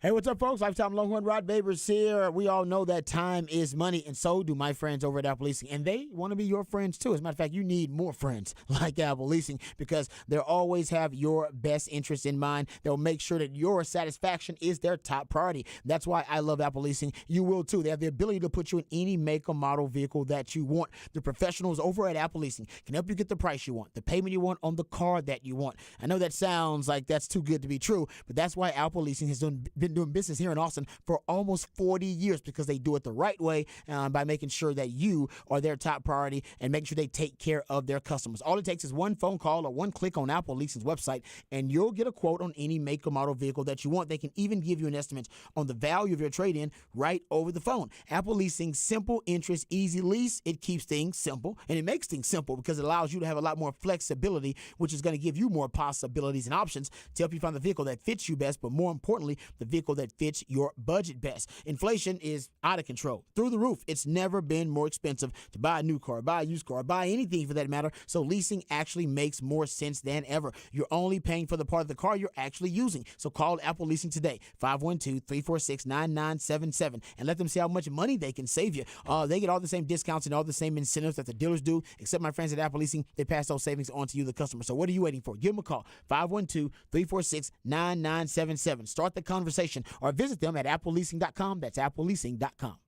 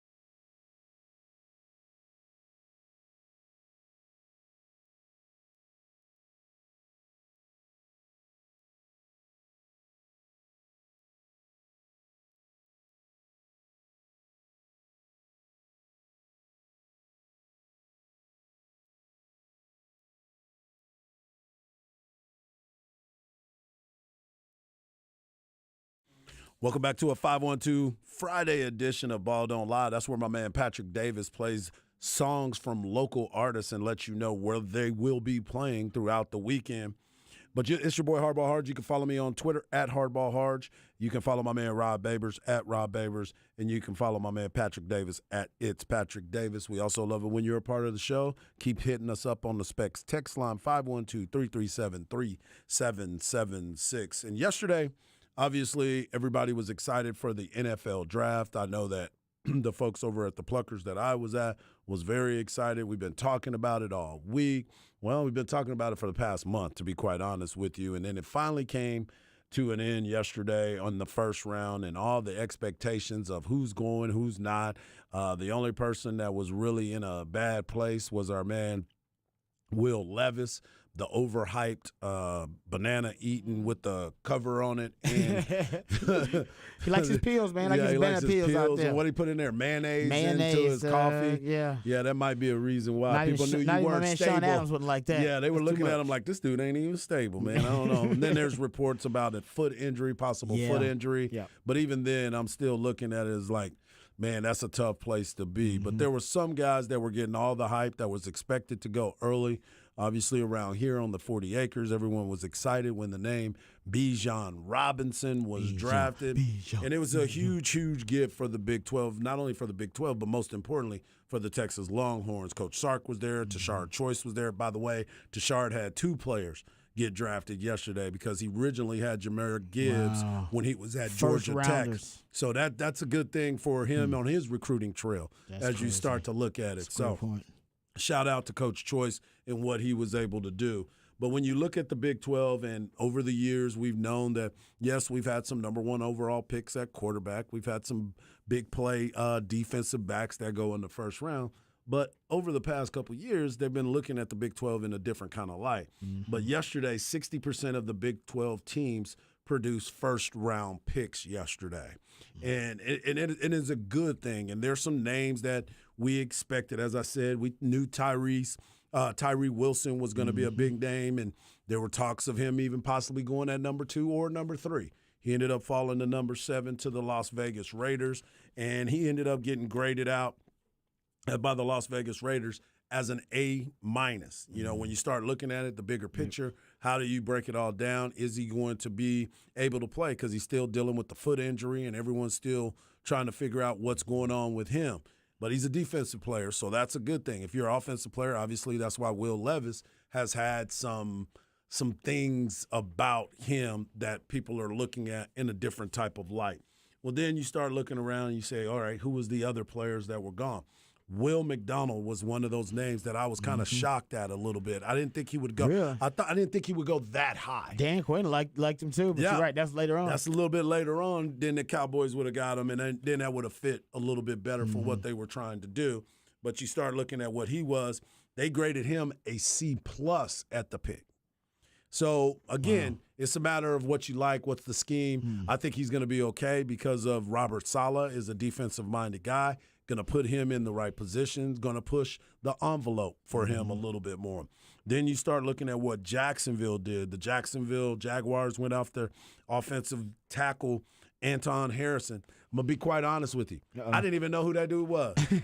As long as we've been covering the Big 12, I had to Google it. I was like, that's right. We didn't pay a lot of attention to Oklahoma football this year. At that time. They were doing a lot of turnover. There was a lot going on at that time. Man, Even when we played them, they got run out of there 49-0. Exactly. So they obviously wasn't blocking that well because we was getting to the quarterback quite frequently. But Jacksonville got an A- grade on him.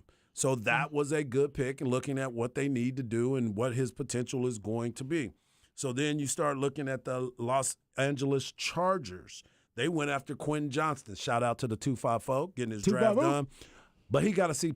They got a C+ for that draft. Didn't like that pick. They didn't like the pick, especially because you had a Zay Flowers that was still there. You had other players that you could see walking in as a day one starter that you can kind of look at and say, all right, this is a guy that can stretch the field. Yes, I believe Quentin Johnston can stretch the field once he gets on the field and you get that game speed and everything starts to happen for him. I think he's going to be right there in the mix. So I think that's going to be a big pick. Then you look at what Kansas City was able to do at the very last pick in the first round. Kansas City, whenever you get that very last pick, you always seem to sneak in there, whether it's Kansas City or whoever was there the year before. Tampa Bay at one point, they were getting that last pick, and they just get that one player that's on everybody's board, and he falls into your lap.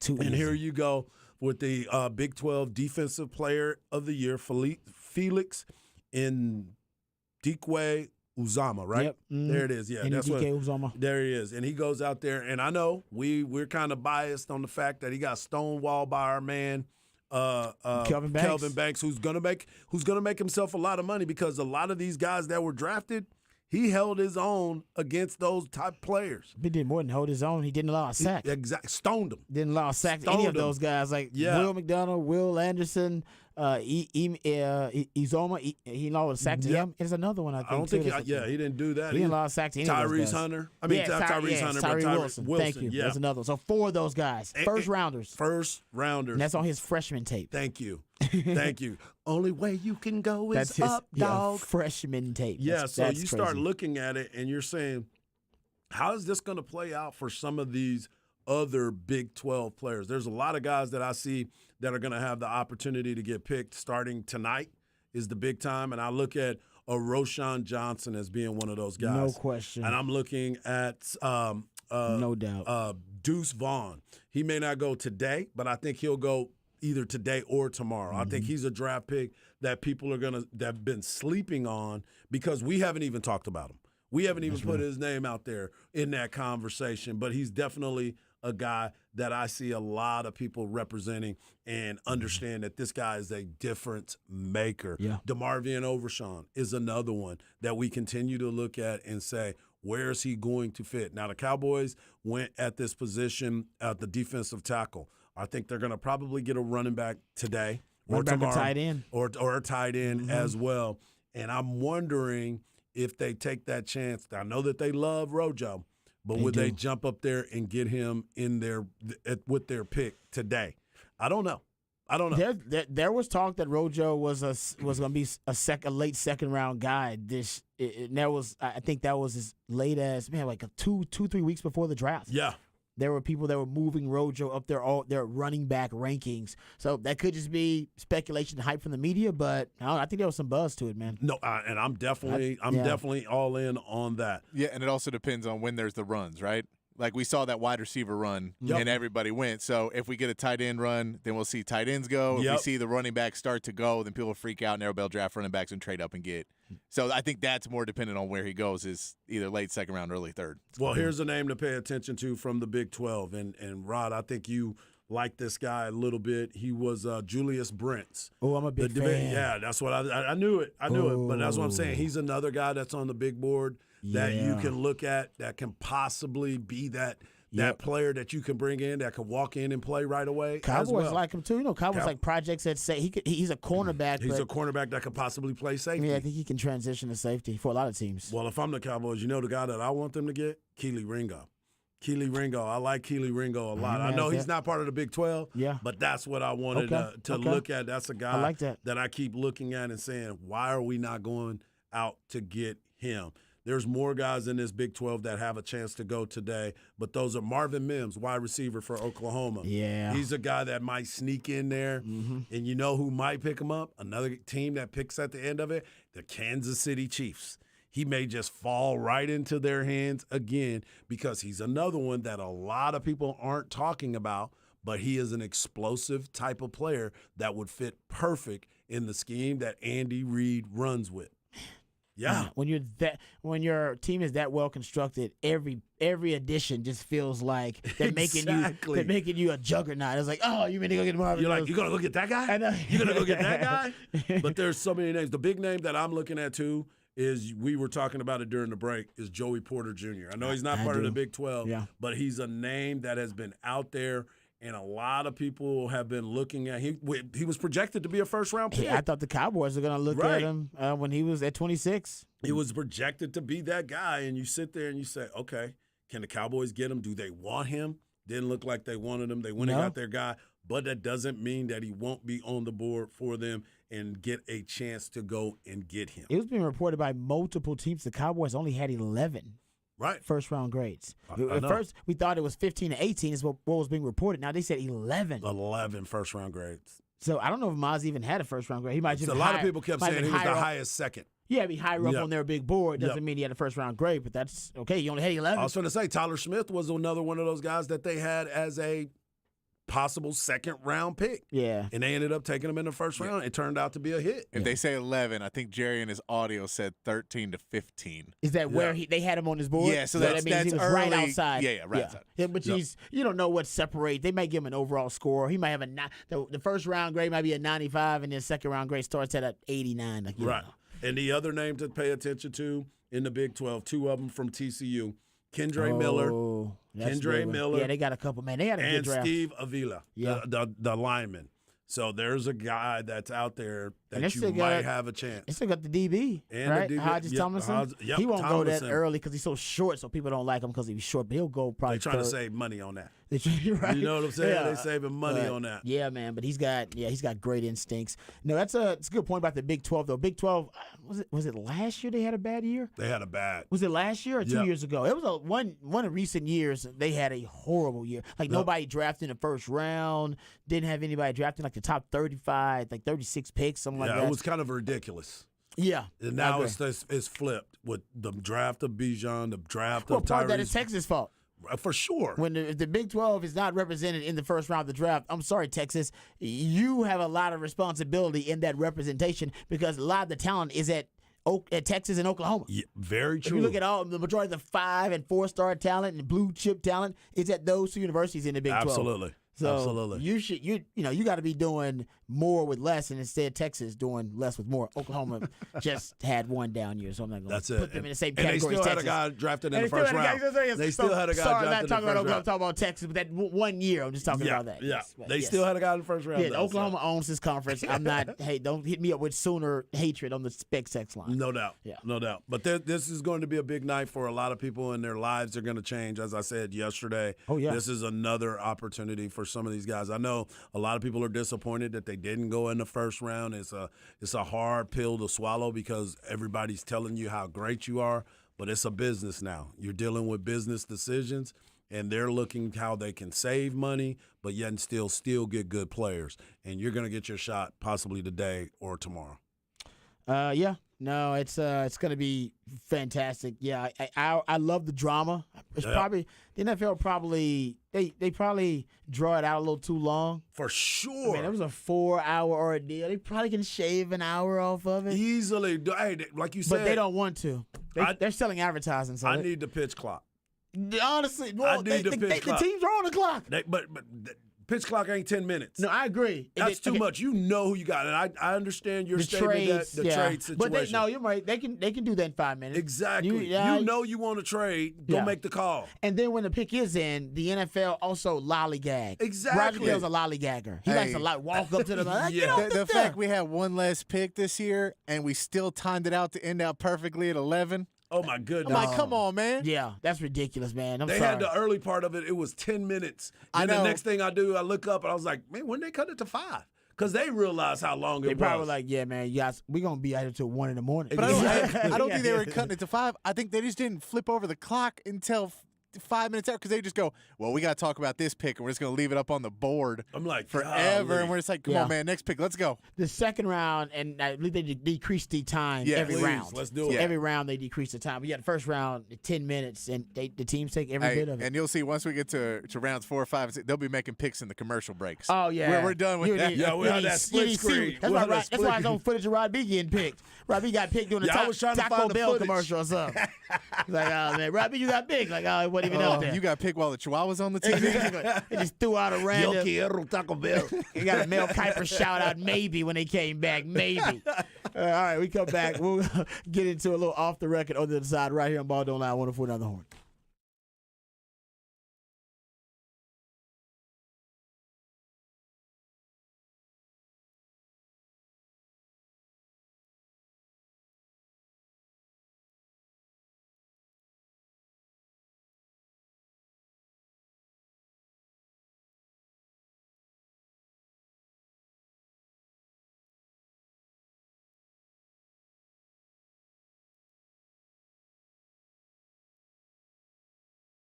Hey, my people, be careful out there. I know that we're expecting some really bad weather as of right now. I heard it's not going to stay here that long, but once it does pass, do yourself a favor and reach out to my friends over at Quick Roofing. Go to quickroofing.com today, and you can get anything that you want as far as a free, no obligation inspection.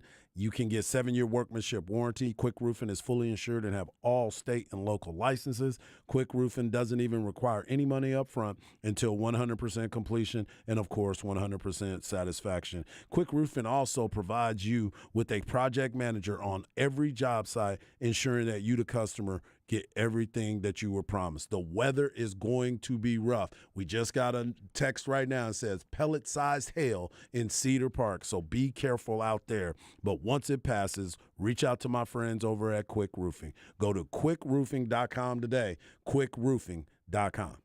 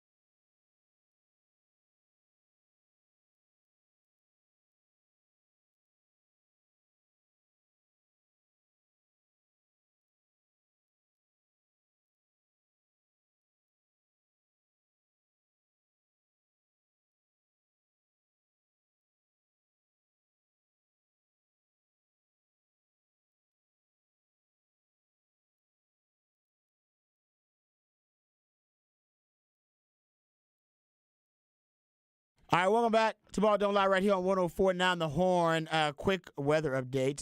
You folks out there, please be safe on the road.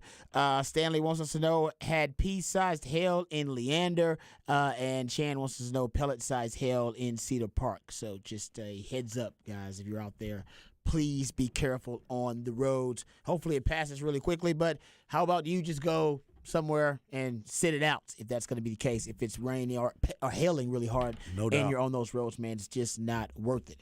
All right. So in addition to you being safe, hit us up on the Specs text on 512-337-3776 after you've pulled over to the side of the road. Or you can hit us up via Twitter at Rod Babers in the Twitterverse. My man Harge is at Hardball Harge in the Twitterverse. Patrick Davis at It's Patrick Davis. So Jerry Jones was discussing the Mozzie Smith pick. And he was I believe, just kind of fielding some questions and talking. Will McClay was there with him. I believe Stephen Jones was there with him, too.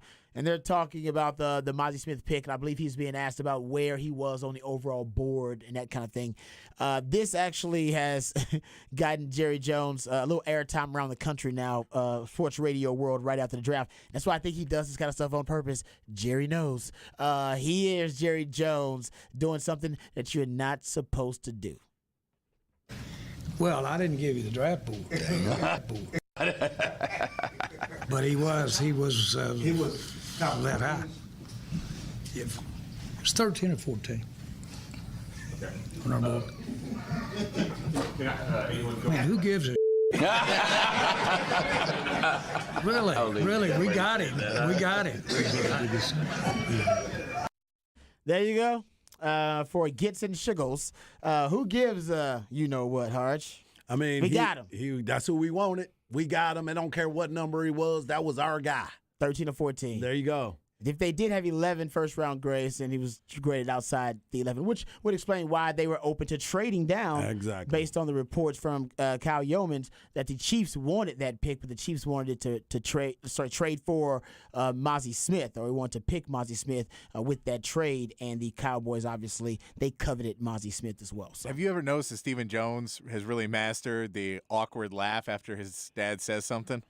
Well, like you know, like when your elderly relatives at the table ordering and he says something to the waitress, and you're like whoa, and you all have to go like, oh, no, he's old though. Remember, he's old. Like you have to do that laugh. Stephen Jones does that all the time. Whenever Jerry says anything, you immediately hear Stephen Jones laughing like, oh, it's just Jerry, guys, please don't hate us. He did it with the joke about Mike McCarthy. He the other day. That's what I'm saying. Every time Jerry's one of these clips, you immediately hear Stephen Jones laugh right after. Well, it's because also his boss. So it's my dad and my boss. I think that's why the laugh is so awkward. It's so awkward. It would be awkward with your boss anyway, but then it's his dad on top of his boss. So I think that's why it's a little awkward sometimes. But you're right.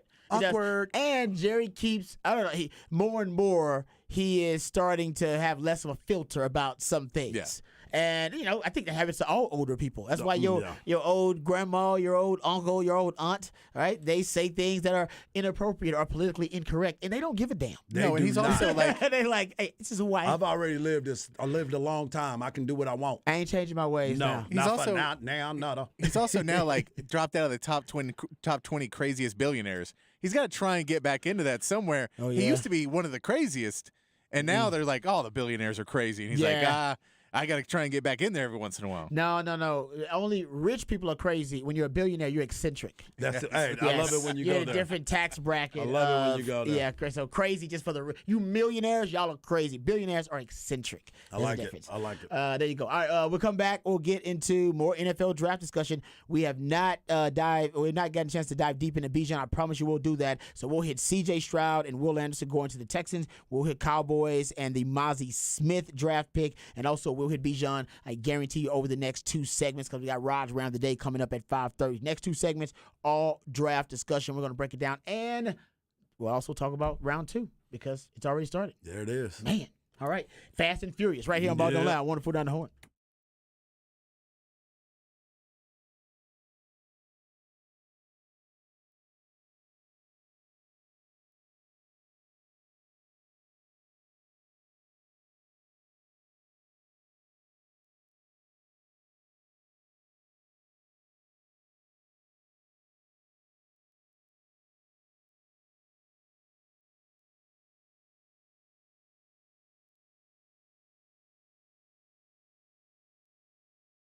Hey, what's up, folks? Lifetime Longhorn Rod Babers here. It is the weekend, and the best way to start off the weekend is to do it with my favorite tequila, my go-to tequila. That's Hot Cat Tequila. As a matter of fact, when I get home, safe and sound, we're going to start the weekend the right way by enjoying my go-to tequila, Hot Cat Tequila. The cat stands for cinnamon, agave, and tequila, and the recipe, just as simple, just as delicious. It's just cinnamon, agave, nectar, and tequila. That's why it's so light. It's so smooth. It's a tequila lover's dream. And if you're not a fan of tequila, well, Hot Cat Tequila will make you a fan of tequila. As a matter of fact, you don't even have to like tequila to like Hot Cat Tequila. It's just that good. It'll turn any event into a party, and every party feels like a celebration. So celebrate and turn up with Hot Cat Tequila. And once you try Hot Cat, you'll never go back to that old cinnamon whiskey or that cheap tequila you were ordering rounds of when you were just trying to get the party started. So turn up your party with Hot Cat Tequila. It's the perfect way to pregame for all the big games, concerts, festivals, or any night on the town with family and friends. Hot Cat Tequila best served cold for a quick round of shots or to sip on the rocks. So visit Cat Tequila. That's cattequila.com to find a store near you that sells Hot Cat Tequila, or to find a bar near you that serves Hot Cat Tequila. Toast and turn up with Hot Cat Tequila.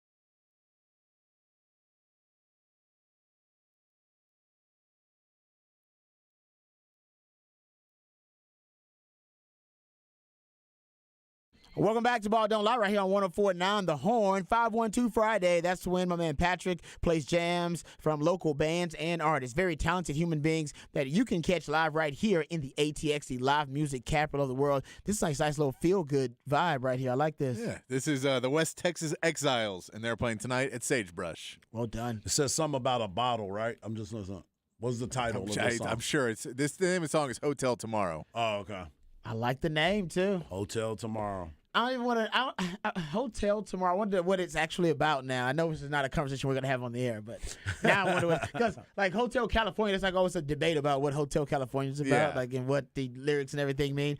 Probably it's just, vague on purpose and very, just kind of, the lacks the transparency that you want. The mystery is kind of what makes the song so I will alluring. tell you, one of the cool things about local music is if you go out to the show tonight, the band will be hanging out. You can go talk to them and ask them. That's a great It's point. a cool part about local music that is Amen. there's accessibility that there is not at some other levels. That's why I love my man Patrick. That's why we do 512 Fridays, one of Patrick's great ideas. He's got many of them. He's the idealionaire. You can hit us up on the Specs text line, 512-337-3776. That's Specs text line. Also, the Twitterverse is open for you. Harge is at Hardball Harge in the Twitterverse. My man Patrick Davis at It's Patrick Davis. I'm at Rod Babers. We'll get back to the draft conversation here, but just really quickly, please, guys, on the road, be careful. It is dark now. Real you dark. would think it was nighttime where we are right now. I can see little pieces of light, little slivers of light by downtown, but pretty much everything else is blackened out. Yeah, and I can see a little bit of lightning the other direction. Yes. So, and we are getting, and thanks for all the texts. Please, if you guys are sending texts, please either be pulled over to the side of the road sending texts or be at a safe location. At your crib. Or at your crib. Be at a safe place sending texts to us, guys. But we're getting texts that there is hell in Round Rock, Cedar Park, Leander. So thanks to all the weather reports from our listeners on the Specs text line. You guys are fantastic. All right, please be safe out there. Those first and foremost. All right, gentlemen. Where do you want to start here? We can start with the Texans. We can start with Bijan, or we can go Cowboys. We haven't talked a lot of Bijan. We have not talked Bijan. Let's go ahead and get on Let's Bijan. go. Let's start talking Bijan here. Yep. So Bijan with the 8th overall pick ends up going to the Atlanta Falcons.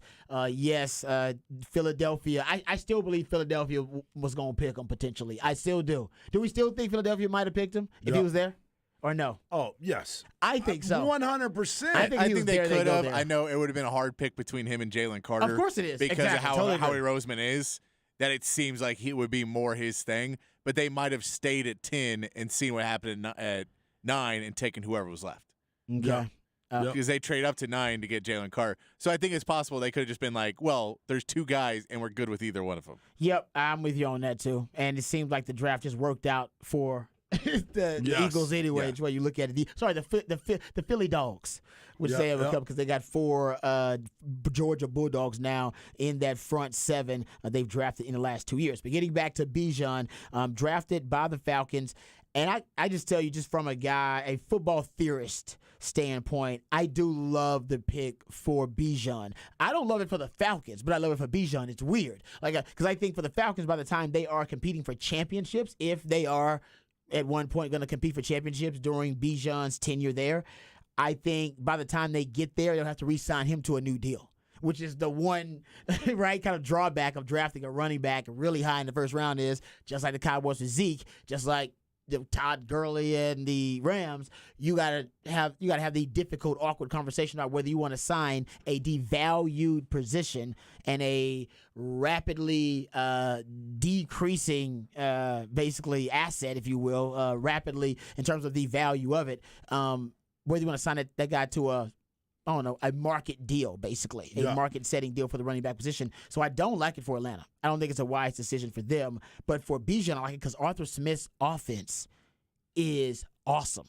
It's a great offense. It's actually one of the most diverse and one of the most creative offenses in the NFL. A lot of people don't watch it. I actually watched it a lot last year early on. I probably stopped like around week 8 or 9. I made a priority to go watch Atlanta because I was really interested in what Arthur Smith was doing and how he was going to use Freaky Pitts. And remember, he had Cordarrelle Patterson. Is that who he was? Yeah, in the backfield. Yeah, that's who he is. Who went from wide receiver to running back. Yep. And remember, you guys know my favorite term is positionless football. I've been saying it for the last 10 years. Now it's become a really, really popular term, and I've said forever since then, the future of football is positionless football.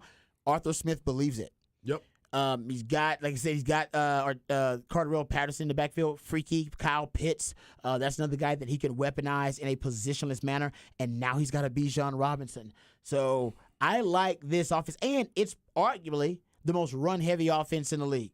Yes. I'll give you some numbers on it through my research through like half of last season, but 51% run rate, gentlemen. That is the highest in the NFL. Nobody runs the rock as much as Atlanta really does on first down. They run it a ton on first down. That's their first down run rate, 51%, highest in the league. And San Fran is 46%, Chicago 48%. Atlanta wants to run the ball, and they don't care who knows it.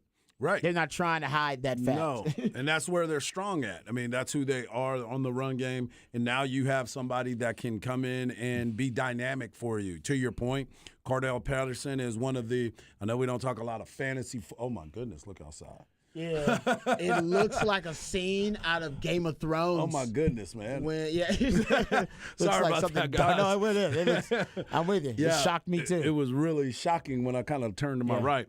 But I was looking at what you were talking about. When you talk fantasy football, Cordero Patterson was one of those guys that you never knew where you could pick him up at. Mm-hmm. You never understood, is he a wide receiver? Is he a running back? Sometimes he had to be the flex. So there's different things that you look at this football team and where the need is. Bijan fits all of those needs because he too can be a positionless football player. You can line him up in the slot. We talked a lot about that. You can line him at the running back position. You can put him at the wide receiver position. There's so many different things that you can use him in that position to kind of change the dynamic of your organization. So here's the other part of it. Here's the other part that I keep thinking about. You were talking about if he would have went to Philadelphia. What is Desmond Ridder in this role? We know because we've seen him throw the ball around. We've seen him run. Because remember, he was doing a lot of that at Cincinnati. So is this offense going to be kind of catered to that type of offense? Is it going to be, well, now that, you always talk about a copycat league, are they going to look at what what Philadelphia was able to do and see if they can present it that way and create that offense as well so they can run that veer offense where they can get outside and maybe, zone scheming it for Bijan? I don't know. They may be able to design that to where they try to duplicate what Philadelphia was doing. So we'll see how they're going to use him and what the situation is going to be. But to your point, I'm kind of glad that he went that way. I'm glad he went to Atlanta. And there's a rapper in Atlanta that does it. He feels the same way you do. Maybe they thought he was going to go defensive tackle, get Jalen Carter. They love Bijan, kind of like you, but where is the other fit and all the other gaps that you're going to need to fill? Yeah, no, this is how much Atlanta is devoted to running the ball. And this is, like I said, this is through week 7 of last season. And after that, I stopped watching. I think that was the last game I watched them during the regular season, tracking them, was that Bengals game. They lost to the Bengals, I think 35-17. They passed the ball just 13 times in that game. It was the second fewest attempts in a game in the NFL up until that point in the entire season. Yep. I believe they were like 3-3 at that point. They're 3-4 after that because they lost that game, and they were trailing most of the game. Yep. And they still just decided to run the football. Atlanta fans were livid because they kept saying basically you're waving the white flag the whole game. He believes his running game is that explosive though, that he can control the game but also get big plays out of it. That's also why he wants Bijan. He actually wants to be able to run the ball even when they're down. They were down. They trailed by 18 in the fourth quarter, and basically they trailed by at least 2 scores for over 80% of that game. I remember and that. And still ran the rock. Yep. And only threw it 13 times. That's what they want to do. And when you looked at the time, all right, through week 7, Atlanta was tied for first in early down rush rate with 64%, and they were just passing 37% of the time in the second half of their games. That was the lowest rate of any team in the last 10 years in the NFL. Yeah. He does not he's kind of old school, kind of Darryl K. Royal. Remember, he's coming from the Tennessee Titans, and he truly believes that when you throw the ball, 3 things can happen, and 2 of them are bad. Yeah. He wants to run the rock, and the Falcons were really good through week 7. The Falcons their points per drive, their passing expectations, all of those ranked in the top 10. points added per play, all those ranked really, really high. So they were a really efficient offense. That's why people were paying attention to them. But at that point, they were only averaging 17 passes per game. Yeah. Which was the second fewest pass attempts per game by a team since 1990 at that point. So they just didn't want to throw the football with Bijan. They don't have to. In an early downs, like first down, they're in a power package to run the ball probably 67% of the time. They run 21 personnel on first down, 22% of the time, 22 personnel, 2 backs, 2 tight ends, 11% of the time, 13 personnel, 3 tight ends, 7% of the time, 12 personnel, 1 back, 2 tight ends, 27% of the time. They run a lot of power packages, and they're going to use Bijan till they use him up. So it's good for Bijan. It definitely is. But it's bad for Atlanta because, like I said, you got to sign him to a second contract, and it's probably not going to be a wise investment once you have to double down on that investment. But that's why I say, I mean, don't look at it that way. Look at what I'm going to use up what I got. I'm going to go ahead and let him go somewhere else, let somebody else pay him. But we're going to get the best out of him right now. Let's get everything we could possibly get because we've been talking about this running back market, and I still believe that if I was a team that was close, I would have traded up to get him and used him up to get me over the top, and then whatever happened after that was going to happen. That's why I thought Philadelphia was going to go get him. I thought for sure that they were going to try to make that move because there was no way. Because when you start looking, you talked about Daniel Jeremiah in his final push at the end, his mock draft. He had Bijan going to Atlanta. He did. He got and that that's right why too. when you start looking at it, you're like, man, if these many people are looking at Atlanta, I saw some other people had them possibly going to Atlanta. Vegas had Atlanta as the favorite right before the draft to be the team that drafted Bijan. Right. So it was something brewing about Atlanta. And that's why I'm saying, if I was Philadelphia and I looked at that position, I would have been like, yeah, I'm going to get this dude. It's only, 2 picks ahead? It was only 2 picks ahead, and there were trades that were happening. They were just flipping spots in certain areas, a bunch of the teams yesterday, which was weird. Yeah, the Lions traded their pick at 6, so you could have gone up to 6 to get him. Yep. Because the Raiders didn't trade. They may have right off for came along, but the Lions did trade their pick.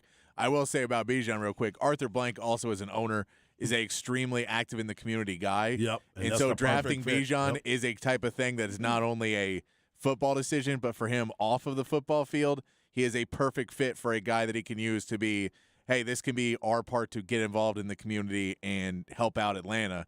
So I think there's added into it for Arthur Blank of now we have a face of the franchise that we like because we can't sell Desmond Ridder as that. We don't really have another guy that we can sell as that face. And if we draft Jalen Carter, who people want, we can't put him out week 1 as a face of this franchise either because he's got issues that people don't necessarily want to – you don't want to – the backlash of putting him out as the number 1 as a face of your franchise. So I think there may be something to that as well of, hey, this is a guy we can put out. He's going to be a community guy, and hopefully we can have him here forever, even though that means we pay him. We may not have the best shot to win it all.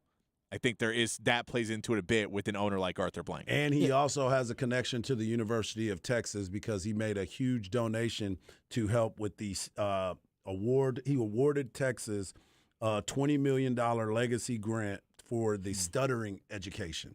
So he spent time here in Austin, probably spent a lot of time around Bijan, loved the kid, and like you said, his philanthropy part of it is going to be big over there. You guys know who Tyler Algier is? Yes. I mean, he is the running back who was drafted in the 5th round by the Atlanta Falcons last year and rushed for over 1,000 yards in 7 starts. Yeah, he's out of there.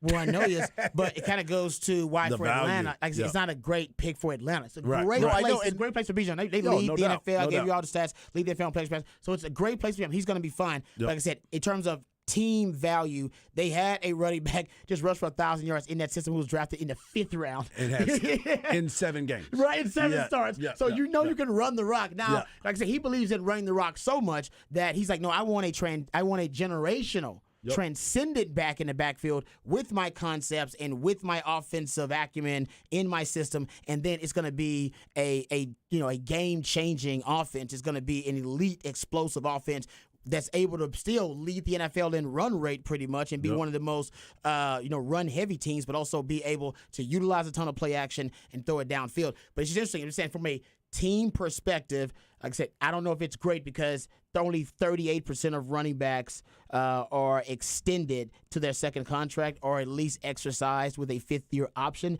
That is the lowest of all the positions, and we know it's the shortest career length of any position. I love Bijan. He's great. I think he's the exception to the rule, but the rule is the rule. The rule is the rule because we got analytics and stats and sample size to back it up. Running backs have a 2.5-year shelf life. Yep. And this experiment of drafting running backs this high, who has it worked out for again?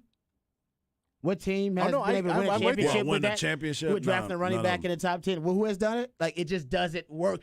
For the team. For the player, it's great. Like I said, Bijan's going to be awesome.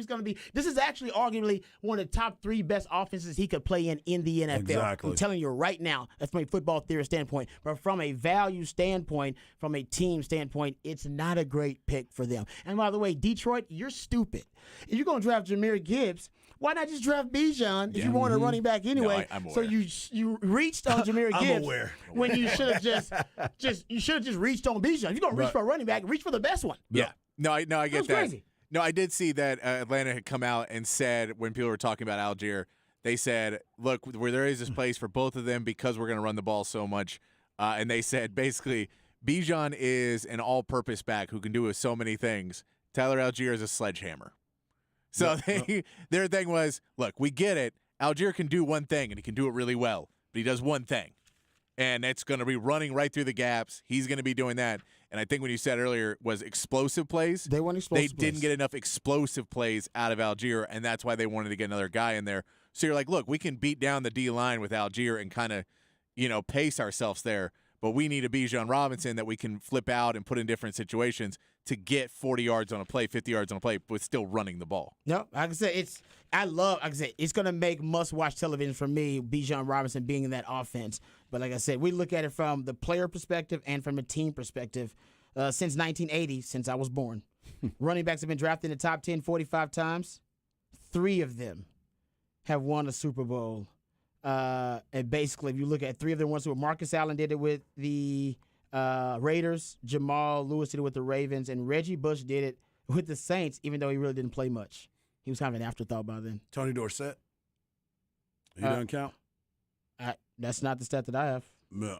But it's been a while anyway, too. It was in 1980. Yeah. So I don't know when Tony Dorsett was drafted. I couldn't tell off the top of my head. I think he was in the 70s.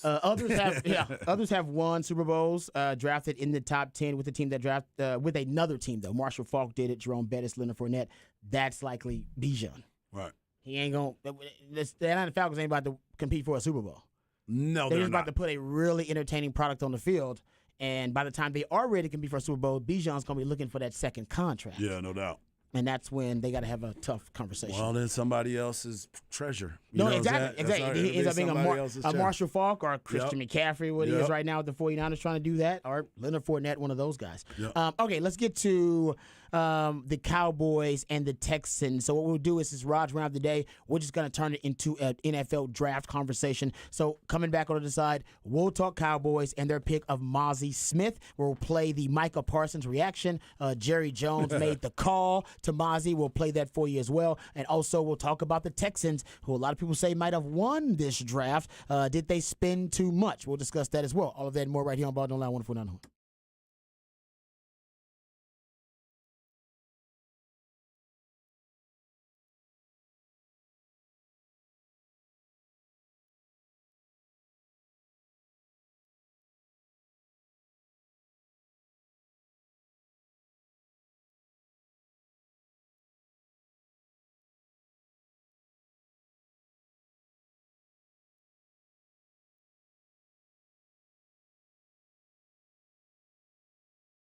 Harbaugh Harge here, and I want to talk to you about my friends over at Allstat Beer. Allstat is true German beer that was made with 100% true German ingredients. It's brewed right there in the Texas Hill Country, right up the road in Fredericksburg, Texas, at the Allstat Brewery, and it's just off of 290. They have a beautiful state-of-the-art brewery. The brewery prides itself on its award-winning German-style beers. They also have an amazing fine dining restaurant and a tap room where you can enjoy multiple flavors. So plan a tour today, especially if you can get out of this weather and go enjoy some great beer with some great food and, of course, some great friends. On the weekends, the brewery also have live music. Go to allstatbeer.com to find out a little bit more information and a list of all the great beers that they have. Make Allstat your beer of choice. Allstat Beer, no impurities, no regrets.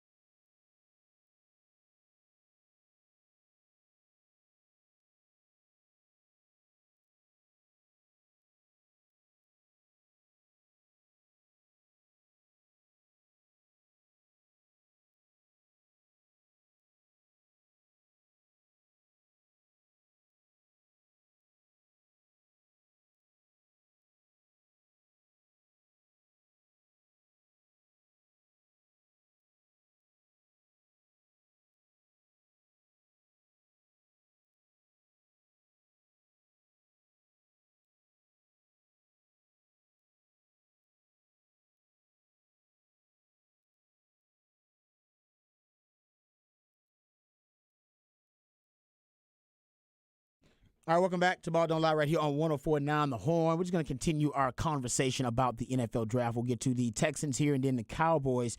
So Texans made I don't know if I can call it a splash movement. It was bigger than a splash. Felt more like some monster tidal wave that they made in the NFL draft when they drafted C.J. Stroud, number 2 overall, then traded back up to the number 3 overall pick with the Arizona Cardinals to draft Will Anderson. The way it went down, basically the Cardinals and the Texans swapped the first-round picks they had this year, so a 3, 4, 12, and then the Cardinals get, in addition to that third-round pick, the Cardinals will get the pick 33, which is the Texans' second-round pick, which is very close to being a first-round pick, an early second-round pick. They also get a first in 2024 next year, and then they'll get a third in 2024 as well. The Texans will get a fourth-round pick in exchange, so they basically get the third pick overall this year, and then a fourth-round pick next year. But if you look at it and break it down, and I got these numbers from, actually, it was Football Perspective is one place that I actually got them, but based on the Jimmy Johnson value chart, I went to Pro Football Focus, and they have their Jimmy Johnson's old draft value chart, which has become famous, and everybody has their own version of it now. But he was the first one to do it, and if you just assume, because the Texans, the first round pick they traded was the Browns' first round pick. So they're banking on their own pick being. Oh, sorry, take it back. The pick that they traded, 2024 first round pick, the Texans traded was Houston's pick. So they traded their own pick, not the Cleveland pick. So they're banking on, I guess, Cleveland they're going to end up with a bad pick or at least the Cardinals, will end up with a pick that has less value because they're assuming they're going to be pretty good. So they traded their pick, not the Cleveland first-round pick they got in exchange for the Deshaun Watson thing. Sorry about the confusion. But getting back to the Jimmy Johnson value chart. So if you assume the Texans are going to be the 10th best team in the league, let's just throw it out there, even though they're not. But they could be, all right? And that's being pretty generous. Based on the Jimmy Johnson value chart, that trade, all the draft picks, draft capital they traded away was 149.3% on the Jimmy Johnson value chart, 187.7% on the Football Perspective chart to move up to get Anderson with pick number 3 overall. That difference equal to like the 13th pick overall on the Jimmy Johnson value chart and the 3rd pick overall in the Football Perspective chart. So if you throw together the 13th pick they had the 12th pick they had this year, throw in the first-round pick from next year, and then the 33rd overall pick from this year, which is very close to being a first-round pick. Essentially, the draft value chart will tell you that's 3 first-round picks.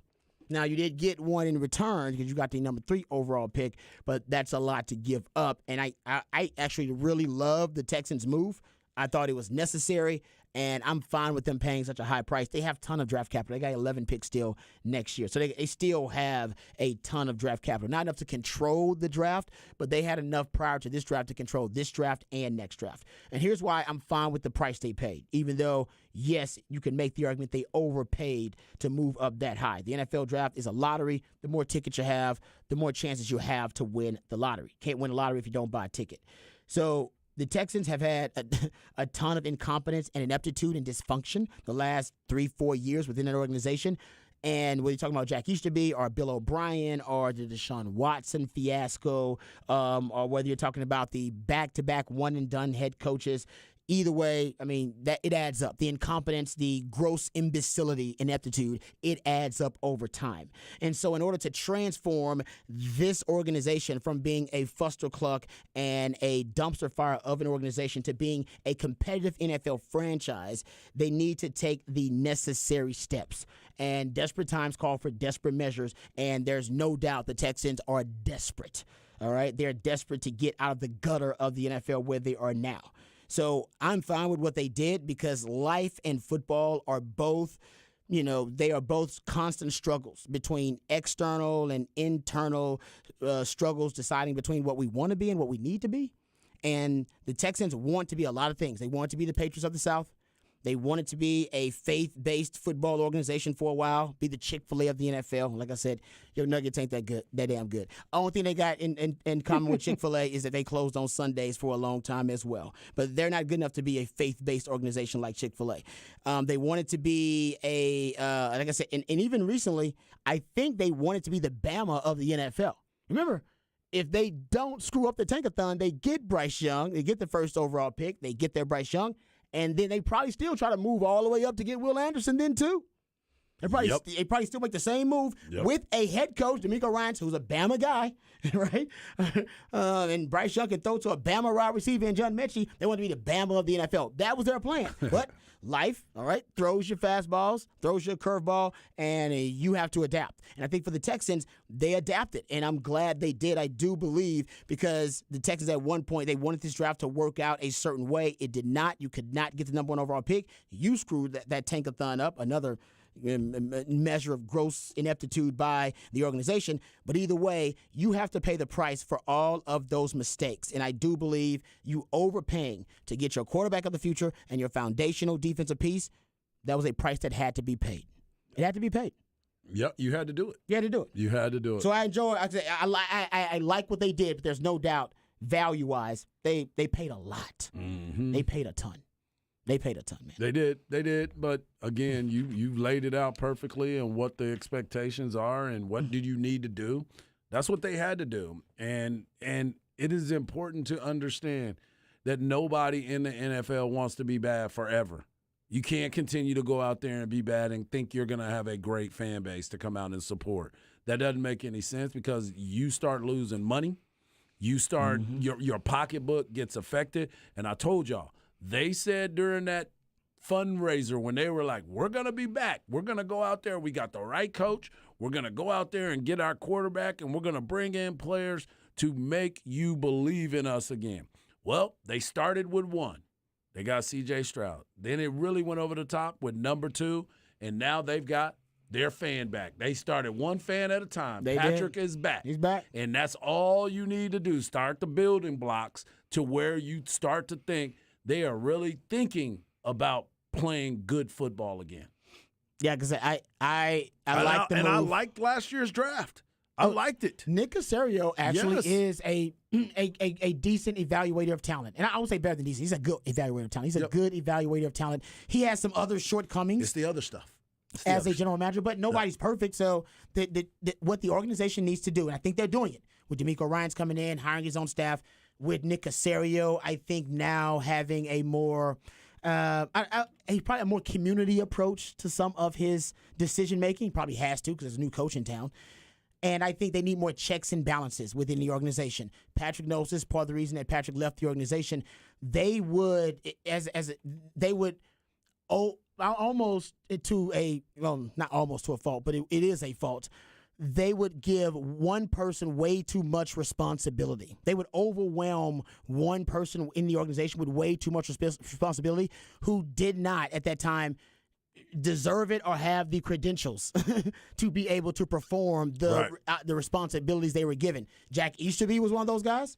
Bill O'Brien was one of those guys. Bill O'Brien was a damn good head coach at the time, and they made him a capologist. They made him a general manager, and then he became terrible at all those damn jobs because they didn't have enough football minds around to create a system of checks and balances within the organization. That is what they need. Yeah, no, I mean, when they fired Rick Smith for taking care of his wife dealing with cancer, that was basically the beginning of the end. Rock bottom. Because that was the, hey, I have this guy telling me if I only do this, he'll win. The reason we're not winning is because of other people, not him. And if you run your franchise or run your business or run anything of one guy who keeps messing up, telling you why it's everybody else's fault, it's not a good system. And they just kept having that. And luckily, with this hire and seemingly Cal McNair has finally figured out enough and Caserio has realized enough that he has shortcomings and he needs help, that they finally realized, hey, we should have multiple people on this phone call, because if it's just one person and he, for whatever reason, has a bias towards a player or has something, and we miss out on a guy because of one person closing their eyes to a fact that everyone else can see. Yeah, a blind spot. May not even see it. Blind spot could be a subconscious thing. And if you have that, then you're going to mess up a lot of things. And it was from Rick Smith. Rick Smith was a GM. They weren't great, but I mean, they were in the playoffs every year. Yeah, decent. And once they got rid of him and gave Bill O'Brien all the blanket power, instead of going to Bill O'Brien and go, hey, Bill O'Brien, who do you want to hire to help you out? And that's still too much power. Right. They just gave him the power. I remember they started firing people. They started firing everybody, and then just giving that job title or responsibility to either Jack used to be or Bill O'Brien. I was like, well, that doesn't make a lot of sense. No, they traded DeAndre Hopkins because Bill O'Brien doesn't like him. Yeah, it was exactly, and it wasn't that he was a bad player. It was nothing. It wasn't the contract or anything. It was because Bill O'Brien said, "I don't like this guy as a character guy on my team. I'm trading him away for a terrible trade." And you're right, that's perfectly fine not to like him, but you just hit the nail on the head. There should have been a checks and balances. Somebody there also within the organization at the time who could advise him and say, if you don't like him, that's okay. And you know what? Maybe we do need to get rid of him. Yeah. Let's make sure we get maximum value for him. Let's call first, more Bill. than one team. Let's get max value for him first, Bill. And, Bill, are you sure that the reason you don't like him, are you sure that it's a professional reason? Are we talking about something personal here? Because, honestly, we shouldn't be judging our players about things that personal in their life that we don't agree with. I'm sure there are things in our life that we do personally that they don't agree with either. This is a professional environment. It's a professional environment. That's When's 100%. the last time you watched a David Johnson game? Because I'm guessing it was 6 years ago. Why are we trading for this guy? Exactly. It's somebody, yeah. What is Somebody had a fantasy team that he did good on. No, Bucky calls him a dumbass coach. Yeah, you need one of those. There's usually somebody there to advise you. But, yeah, the Texans, they gave way too much power. Power corrupts, and absolute power corrupts absolutely. Yep. That was the case for Bill O'Brien. Jack used to be. Now the Texans, Nick Caserio's got power, but I don't think he's got too much power now. I think now he's been humbled a little bit by this process, and I think he's willing now to give up some of that power. Yeah. He's willing to share some of that power if it means he's going to get a better result. And his strength, I do believe, is the draft. I think his strength is the draft. And that's one of the reasons why, too, where you go, I can see faults in C.J. Stroud, I can see faults in Will Anderson. If this guy, who I think is a good evaluator of talent, is very confident in that, I have more faith in those picks and more faith in the picks that you can make later in this draft because of his track record in picking in the draft. That I don't go, oh no, they're just picking this guy because they always just pick whoever the hot guy is. Yep. They're picking the guy that I think he knows well enough to go, no, I get it. And all this other noise was just noise in the silly season. And for whatever reason, people decided that C.J. Stroud was awful. And because we didn't want to come, because we prefer, and maybe, look, we don't know. He could have been number one on their board.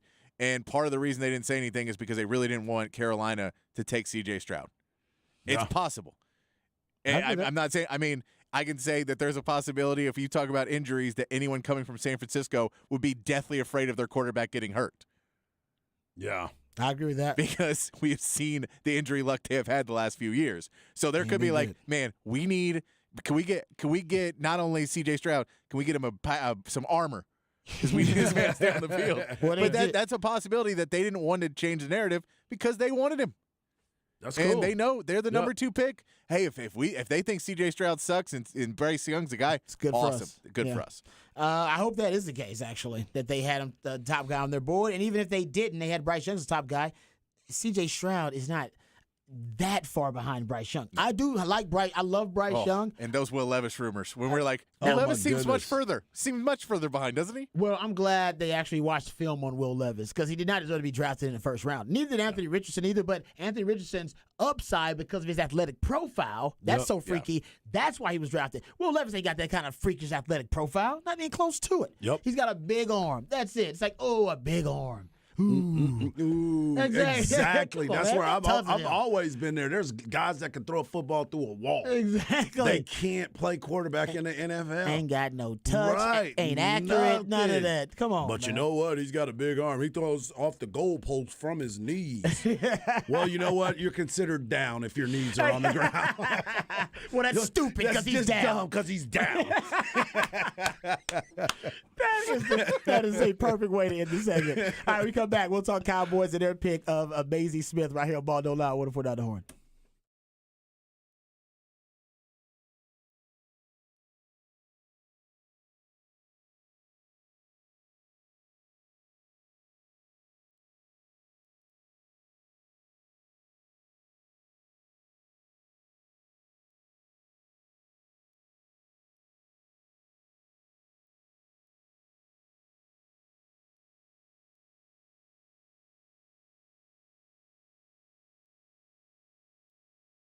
Hey, what's up, folks? Lifetime Longhorn Rod Babers here. Let me tell you about my friends over at Ironworkers Local Union 482. They've been helping shape this great city since 1935, and as the city continues to grow and thrive, so does Ironworkers Local Union 482. They don't go to the office, they build it. So if you're looking for an exciting new career, you can become a member of Ironworkers Local 482 and accept the challenge of becoming the best version of yourself while helping shape Austin's economic development. Right now, they're hiring over 3,000 people. That's right, 3,000 people for a huge project right here in Central Texas. So you can become a member of Ironworkers Local 482 and take pride in the type of teamwork and craftsmanship that helps shape the future of this great city. Maximize your potential and be your best self today by applying at ironworkers482.org. That's ironworkers482.org.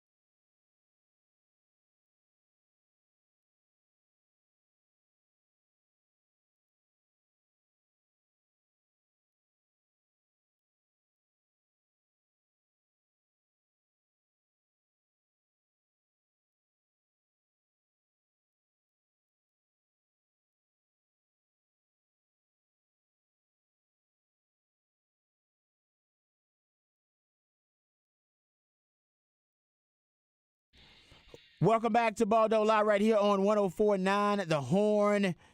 It is a 512 Friday edition of Ball Don't Lie. That's my man Patrick. Takes jams from local bands and artists, very talented human beings.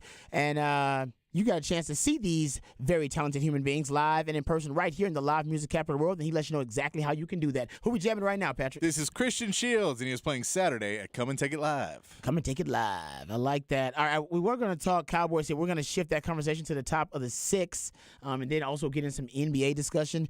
But this, I'm assuming this is news of a breaking kind. Maybe breaking bad news for Longhorn fans, but I think they expected this anyway. But it's saying that Arterio Morris has committed to Kansas. Yep. Yeah, not hugely surprising. No, that was yeah, one of the not at all. schools that he was looking at before he went to Texas. Yeah. And again, there is no tampering, but there's tampering. So Hey, the most you know, violated rule. if you get that phone college call and you sports. go, hey, that guy that was ahead of you in the depth chart, the reason you didn't come here, he ain't here anymore. So Yep. come on down. Yep. This is your opportunity. Yeah, so it is official. Mom spaghetti. No, good for him, man. I mean, obviously going from one good program to a great college basketball program. So it is official. Arterio Morris committing, the former 5-star recruit and former Longhorn committing to the University of Kansas. Shout out to my man CB. I think CB hit us up first on the Specs text line. And when you need to go confirm it, that's all. CB needs to go confirm it. But it comes from On3 Sports, are the first one to break that story. No doubt. So a lot of news for Texas basketball today, or at least I should say in the last 24 hours, and some of it good, some of it bad. The good news, well, I get bad news first, and you soften it up with the good. You a good news, bad news? Which one do you want first when somebody says you want good news? I got good news and bad news. Which one do you want first? I want the bad news. Get that out the way That's first. what I feel too. I'm like, just get it out of the way, man, because I don't want to leave here angry. Yeah. Give me something I can walk away with happy. I'm with that, Patrick. Bad news or good news first? When you get good news, bad news. I'm just going to say, give me the good news, and I'll just pretend the bad news doesn't exist. I'm going to leave before you tell me, and then I don't even have to hear it. Okay. That's true. It's a good point. All right, so now I'm confused. I don't know which way to go here. I'm going to go with bad news first. I'm with the bad news first because I'm a bad news And it first depends kind of on guy. who you listening to, if it's good or bad, right? I like the whatever side you at. That's true. Yeah. I like to get the heartbreak out of the way and then give me some good news to kind of soften that blow. So the bad news is that Texas today found out that Ron Holland, the 5-star player, he also decommitted. This was in a statement via social media. And Harge, you said it became official, not just via social media. He put out a statement saying, I want to take this time to thank head coach Rodney Terry and the entire Texas coaching staff for their consideration. I would also like to thank the Longhorn Nation for all of their love and support. While this has been a difficult process, I have decided to decommit from University of Texas and reopen my recruitment. Texas will still be one of my top schools of choice. That's what the 5-star forward Ron Holland tweeted out on social media earlier today. But you found out some more news that made that official. Or it seems like even more official. Well, you start looking at this thing and you say, okay, why are you leaving, man? Why are you leaving? I think it's more because of the bag. I think it's more of, hey, man, we get a new player that's coming in. He may have received a little bit more bread. And then you start looking around and you're saying, I'm not saying this is true. I'm not saying any of this is true. But when you put yourself out there like that and you start looking around, it kind of goes back to the conversation that we had about Arterio Morris and how you go home and it's not Patrick's voice, it's the uncle that's at the barbecue that's sitting there talking to you, talking about, say, man, I know that there's some people over here that was talking to me last week that they think they got a little bit more. They freed up some more money for you, man, if you can get up out of there. What you mean get up out of there? Well, come on over here. Let me talk to you about old crazy Steven. Your shady uncle over there. Oh, yeah, I've hung out with him a lot. I've hung out with a shady uncle before. I've hung out with one. So he decided that that's what he wants to do, and he had signed his letter of intent. And then you look at it, and he goes, hey, I need to get out of my national letter of intent. So you got to go through the NCAA. That's pretty official. You got to go through the appeal process from the University of Texas. And if you are at the University of Texas or any university, we're just going to use the University of Texas because this is who we're doing it with, you have to honor that. If a kid requests to get out, there's a coaching change. Even though, let's not forget, he was one of the biggest supporters of Rodney Terry during his time during the McDonald's All-American game, every camp that he went to, Team USA. He was all about RT. Thank God. And then all of a sudden, bang, I want out of it.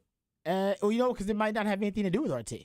No, I agree with that. you No, know what I I mean? agree Because he's- with that. People Yeah. on the other side, though. I know. Well, people they may understand that it has nothing to do with RT. Listen, it's not RT's fault, but it is his problem. It is definitely This is problem. what That's right. being a head coach at Texas is. Yeah, it ain't your fault, Sark, but it is your problem. That's right, All right? exactly right. Right? That's right. So I'm gonna need you to Coach figure it out. Pierce, all the coaches all gotta y'all walk coaches like, around hey, here. I know, you know what, life ain't fair. It ain't your fault, but ain't it's your fault, problem. But it's your problem. Yeah, exactly. That's right. It's like your kids, eh? That's your fault and your problem. I'm also going to say, dang it. That's both of them, actually. I'll take that away. But anyway, I agree with you. I think, honestly, this is more of a renegotiation, and he wants to renegotiate in the NIL transfer portal world that we live in, where the NCAA is really afraid of any litigation, so they really don't question any movement by players. And honestly, I'm fine with that. These players do have the flexibility, and they do have a lot more, and Harge brings up all the time, they have a lot more options that can help them monetize their skill set. And if I can renegotiate, and listen, somebody's going to want this kid because he's damn good. Oh, man. He can renegotiate because somebody whispered a better offer, or there were reports of a better offer, or someone advised him that he could get more money, whatever it is. More money, I'm not money. I'm not mad at that. And going back to your point, Harge, he can't officially negotiate or renegotiate until I get the NIL. Yep. Wiped Get up out of there. I got to get that thing removed. And it's so strange, the game that is being played out there so much. And I know a lot of people, as we said, they're at RT's head talking about, oh, this is this. The only reason why it seems like it's RT is because this is the one that you're paying attention to. It's probably happening all over the country. You're just not diving into it across the country. Oh, yeah. You sit there and you look at it, it's because this is where you want to pay attention to. But if you go and look at Kansas, you go and look at Oklahoma, you go and look at UCLA and USC and all these other schools, it's happening. Yep. It's happening. You're just trying to figure it out because it's yours. And here's the other part. Let's not get it twisted. Texas only had 2 recruits in this past cycle. One wanted to go to the G League or overseas because he wants bread now, and he's projected to be a first-round pick. So do you want to go do school? That's why they need to go ahead and change the rule and not have these kids come to the universities anymore. The one and done thing is really silly. It's going to be around for a little while. It's going to be around, but now they're with the G League and all the other stuff. They're opening up more ways for you to not do it. More options. No, but like Duke had a guy that was supposed to come in. Filipowski said he's coming back for another year. One of the top prospects, one of the top recruits in the country, and he backed out because he goes, "Oh, that guy in front of me is going to be there. I'm not competing. I'm out. Going to another school." Yep. And he also knows that money goes down. Because if I play 15 minutes a game, they ain't paying me money like I'm playing 35 minutes a game. Yep. That's why it's just the way it is. Yep. And so some of these guys, they understand I don't want to play in a system where I'm not going to be the guy because the money goes down. I never thought about that, but we have to start thinking like that. That's the world we're living in. And if you talk about, if you told me when I was 17 years old that I could make $100,000 and have morals, and make $2.5 million and have no morals, I would be very happy with my $2.5 million because I'm 17, and you're like, that is a lot of money. And there is no guarantees in life. I could blow out my knee, and I've got more money. Like, it's a ridiculous amount of money that some of these guys are going to get, especially when you talk about coaches. Like, again, Kentucky's a name that comes up a lot right now with Ron Holland and John Calipari, who is more on his hot seat right now, that people are not thrilled that he hasn't been competing at that level and getting the very top recruits. This is a guy that may go top 3 in the NBA draft next year, that he can go out to his guys that he has good relationships with and be like, hey, man, we need to open up the checkbook because this is going to bring Kentucky back to where we were. And so that's there. You're competing with that at Texas. Texas isn't out of it, but the commit you got from a guy who was a first round for a round 1 draft pick is not the same as a guy who is a top 3, top 5 draft pick in the NBA draft.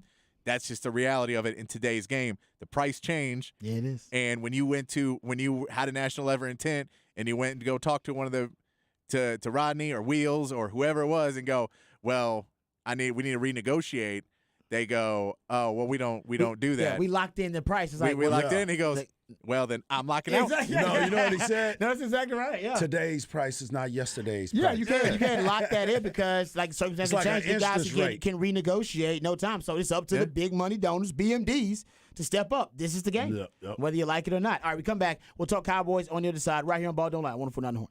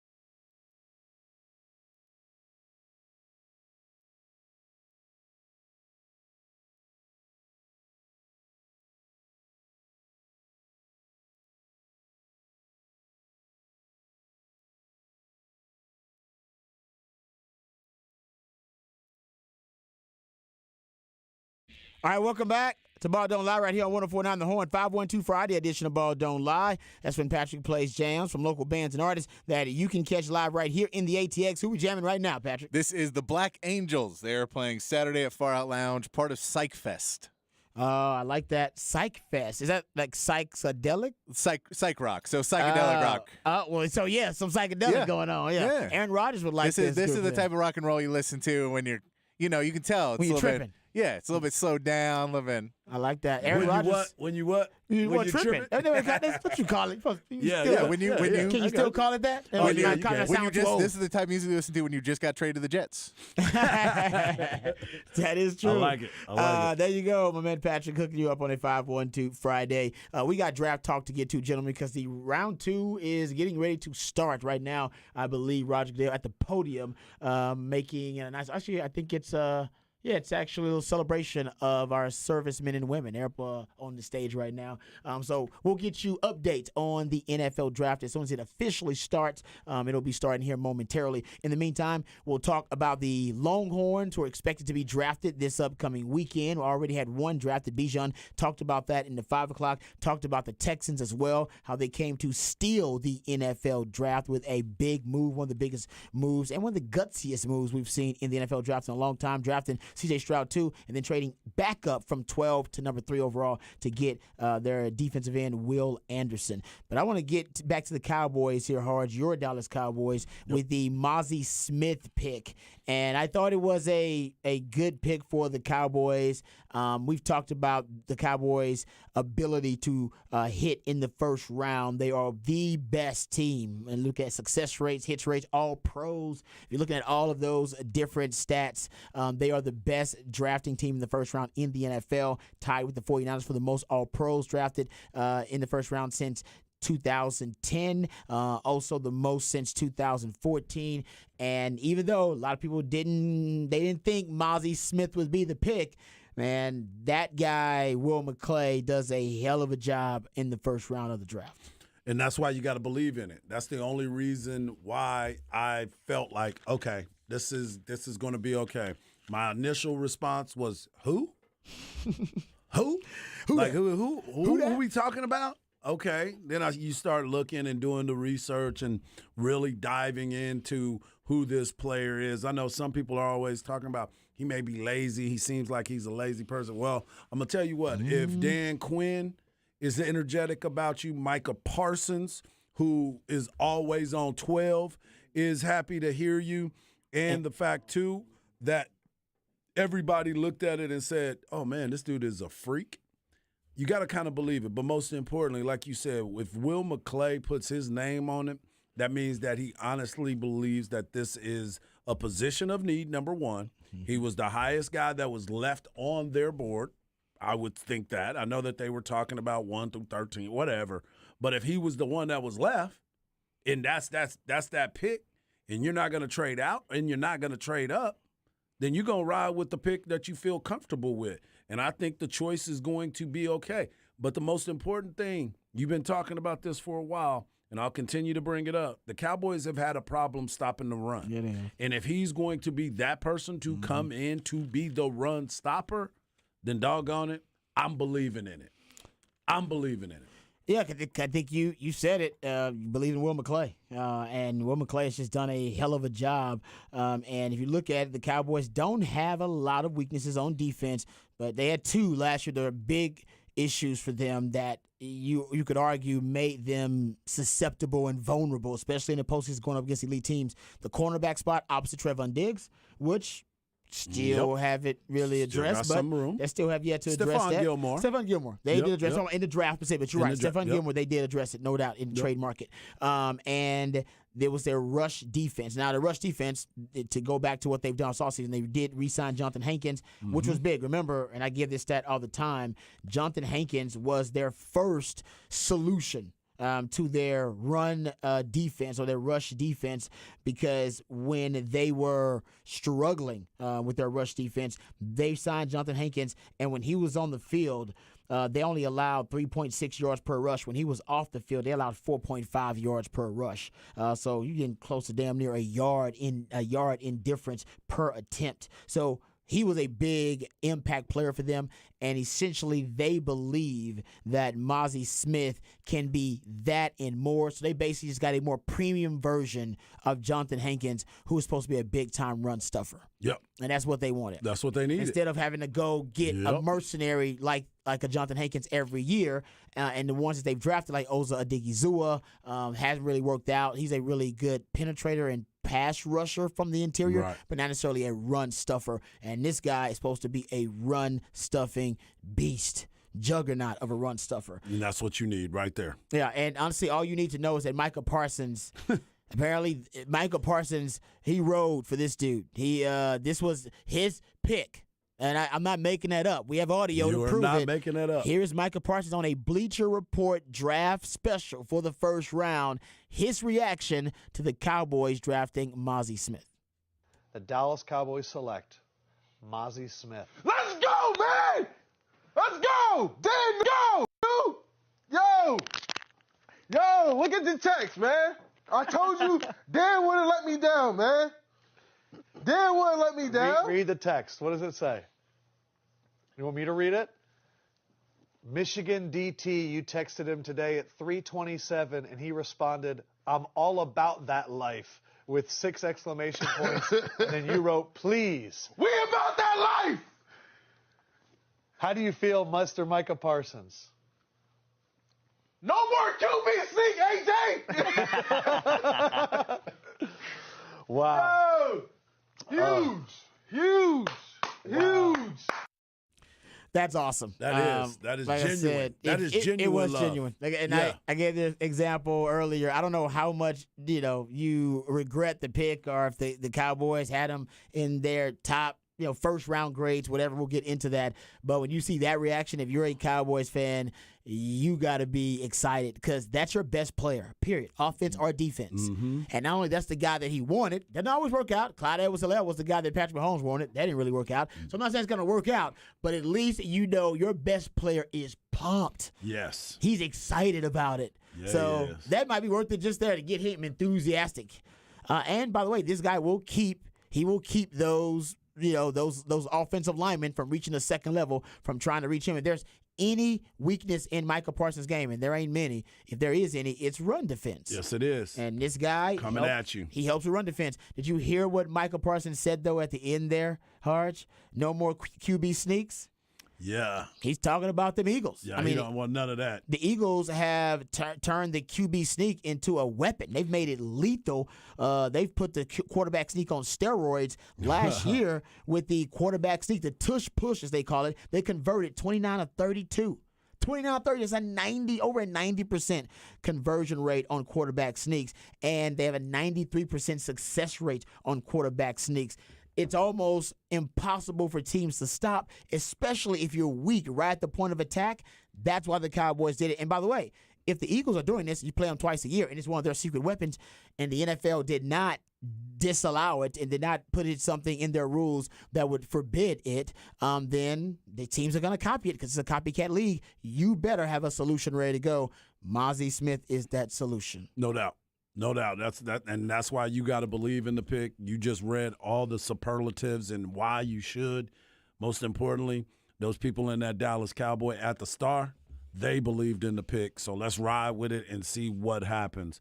I know we're going to continue this conversation, but I think there's a special story that just happened. Joey Porter Jr. was drafted by the Pittsburgh Steelers, the team that his father played for, and he got a chance to watch his father win the Super Bowl, be a part of the Super Bowl, be on the field with his dad at the Super Bowl, and now he's going to play for the same team that his father played for. That is pretty doggone cool. And a great pickup for the Steelers. Absolutely. They need that on the outside for sure. No, it's pretty outstanding. Awesome. Brian Flores isn't there anymore? Is he still there?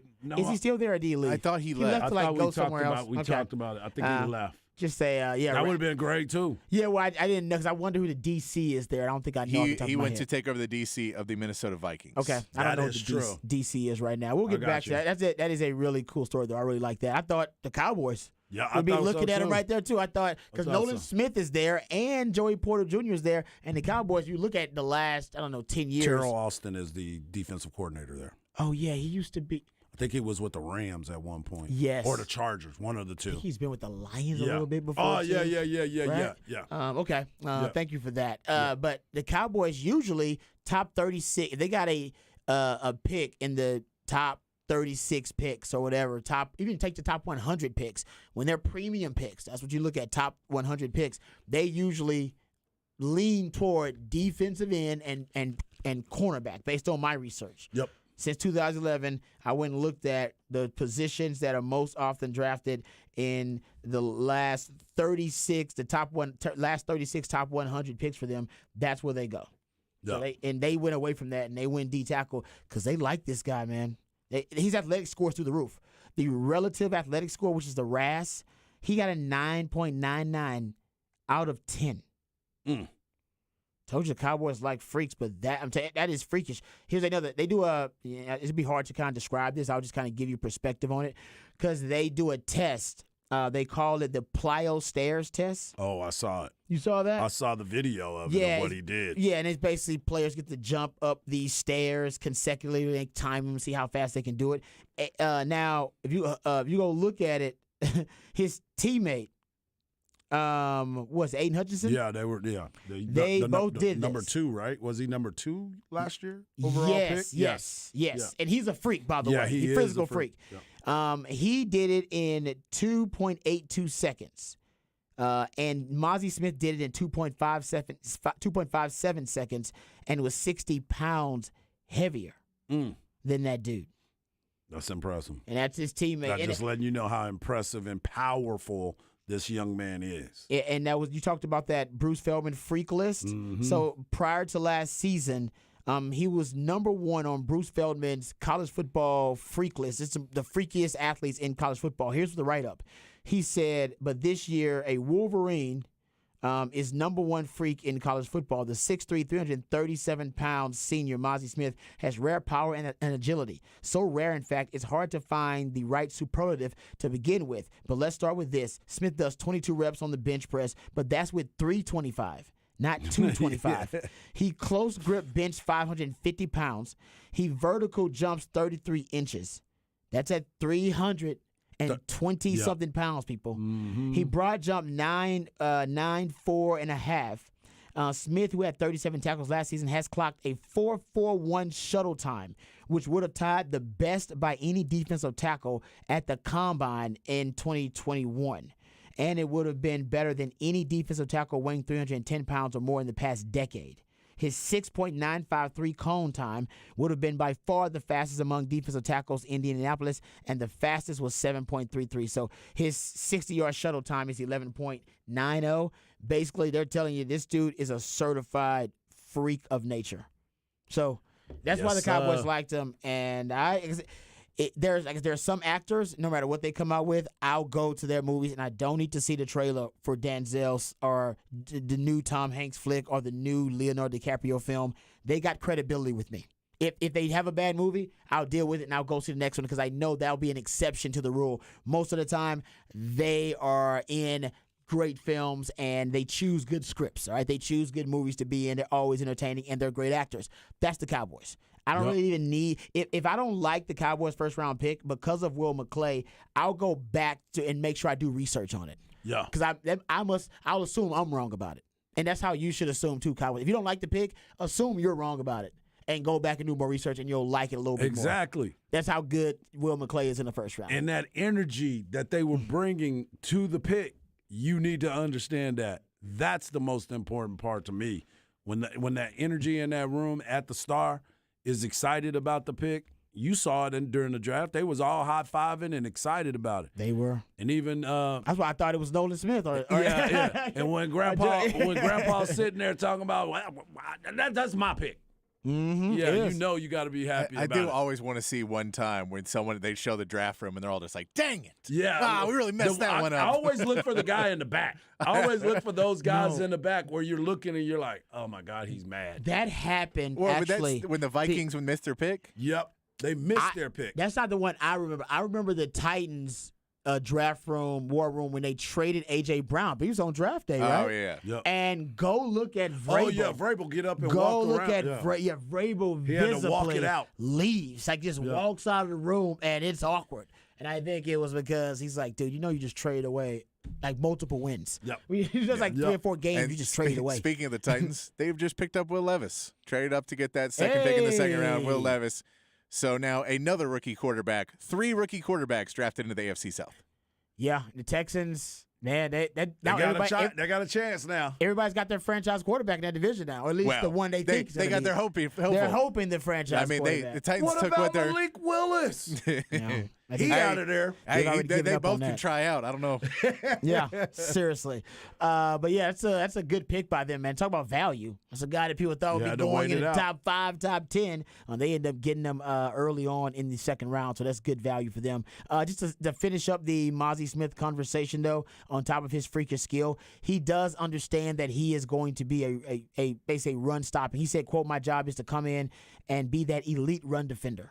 That's what he said. So they already told him what he's doing, and they believe that Michigan had him playing with what they call a back-loaded stance, essentially asking him to two-gap a lot, read and react, and play, obviously that zero technique, sometimes that one technique. But he was asked to read and react rather than to penetrate and to disrupt. And Dan Quinn's going to ask him to penetrate and disrupt more. So if you're looking at his stats and going, man, he's not that disruptive, he wasn't asked to do a lot of that. He was just asked to basically take on double teams, be that, that space-eating, double team taking, run stuffing, gap clogging, two-gap and old school wide body D tackle. He can do that. But they think he also has a higher ceiling because of his athletic profile, which I agree with, by the way, too. Love it. No question. So Cowboys get their D tackle in the first round. Like I said, it was something that they had to do, they needed to do. Let's get into a couple of Longhorns really quickly where we think they're going to go since the second round is already started. Let's talk about the Longhorns remaining who are draft prospects, the ones we expect to be drafted: Roschon Johnson, DeMarvion Overshown, Keandre Coburn, and Moro Ojimo.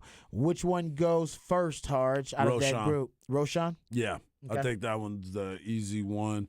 You just talked about all the run stoppers and where they are and what's the need. It all depends on who they are, right? And what the team's necessity is.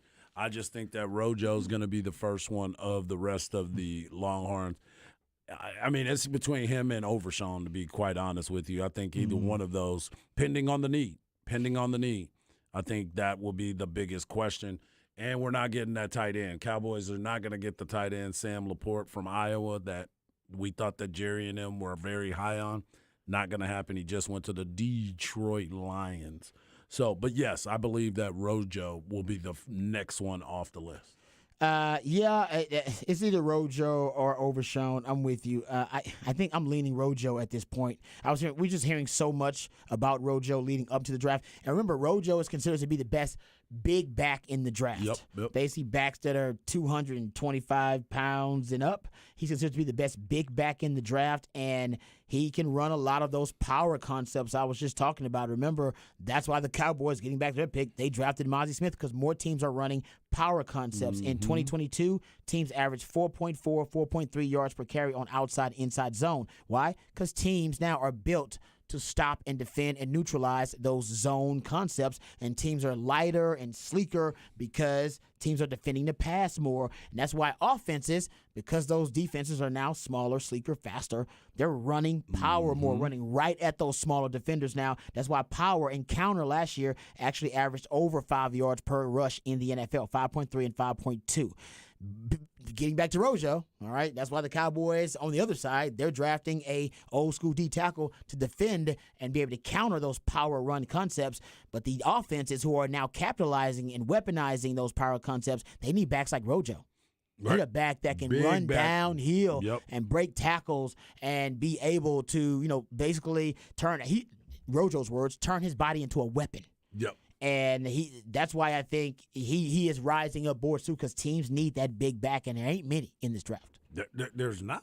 There's not. And you said it. Now that we're using two backs in a lot of these systems, you got a goal line back. You got your little I don't want to call them scat back because I think that's a little bit disrespectful, but your little quick back that you can put out the slot. But when you get in there and you need them tough yards, you need a guy that can come in there and deliver pain, as you said, become that my body is a weapon type of runner, and let him get those tough yards for you. So he is and he can hit the hole pretty hard too. Oh no, he can. His 10-yard split's the same as Bijan. Exactly. And Exactly, what it's the same did you as say Bijan. about the broken tackles too? Oh, he's yeah, another one of those yeah. guys. He actually has a higher broken tackle rate than Bijan. He has the highest broken tackle rate of any running back in college football over the last 2 years. No doubt.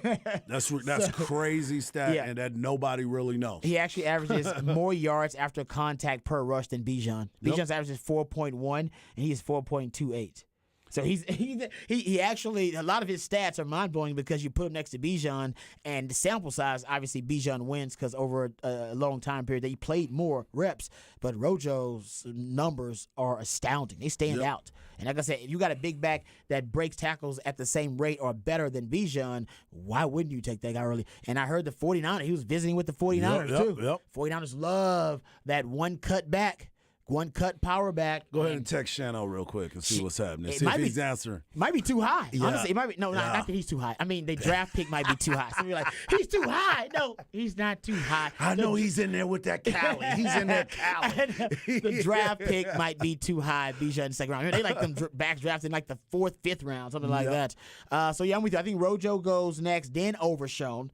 Man, there are a lot of teams that are looking at Overshown. I think honestly, the Cowboys might be looking at Overshown too. Does fit that positionless football that Dan Quinn likes, so he could be another guy that the Cowboys could look at. And I think Ojimo goes after Overshown, and honestly, Ojimo could go before Overshown. I know it sounds crazy. If Overshown drops, I can see a team deciding, no, Ojimo, because he plays multiple shades up front. And remember, he was one of the freakiest D linemen at the combine. Yes, he was. Really freaky, man. Just a crazy workout that he had, and it made him a lot of money. Remember, he's really young. Remember, the whole theme now with all the Texas players now is upside.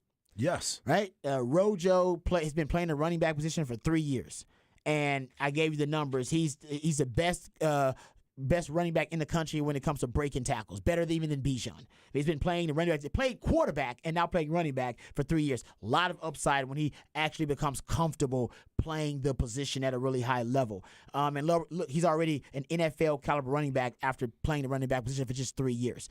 Look at Ojimo. Ojimo's 21 years old, and he's played football for 5 years in college. How many fifth-year seniors do you know that are 21 years old?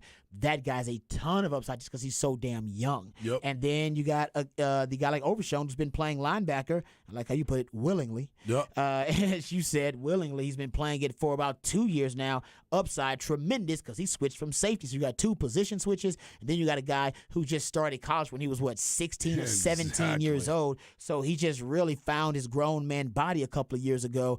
And Kendrick Coburn. I don't know how much upside there is with Coburn, but I know just like the Mozzie Smith take that I gave you, same take.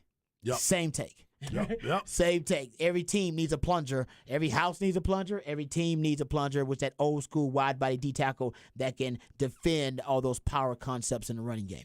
All right, we come back. We'll get into a little NBA playoff preview. You got big games coming up tonight, so we'll give you some of the details about the games tonight and dive into those matchups just a little bit. All that and more right here on Ball Don't Lie on 104.9 The Horn.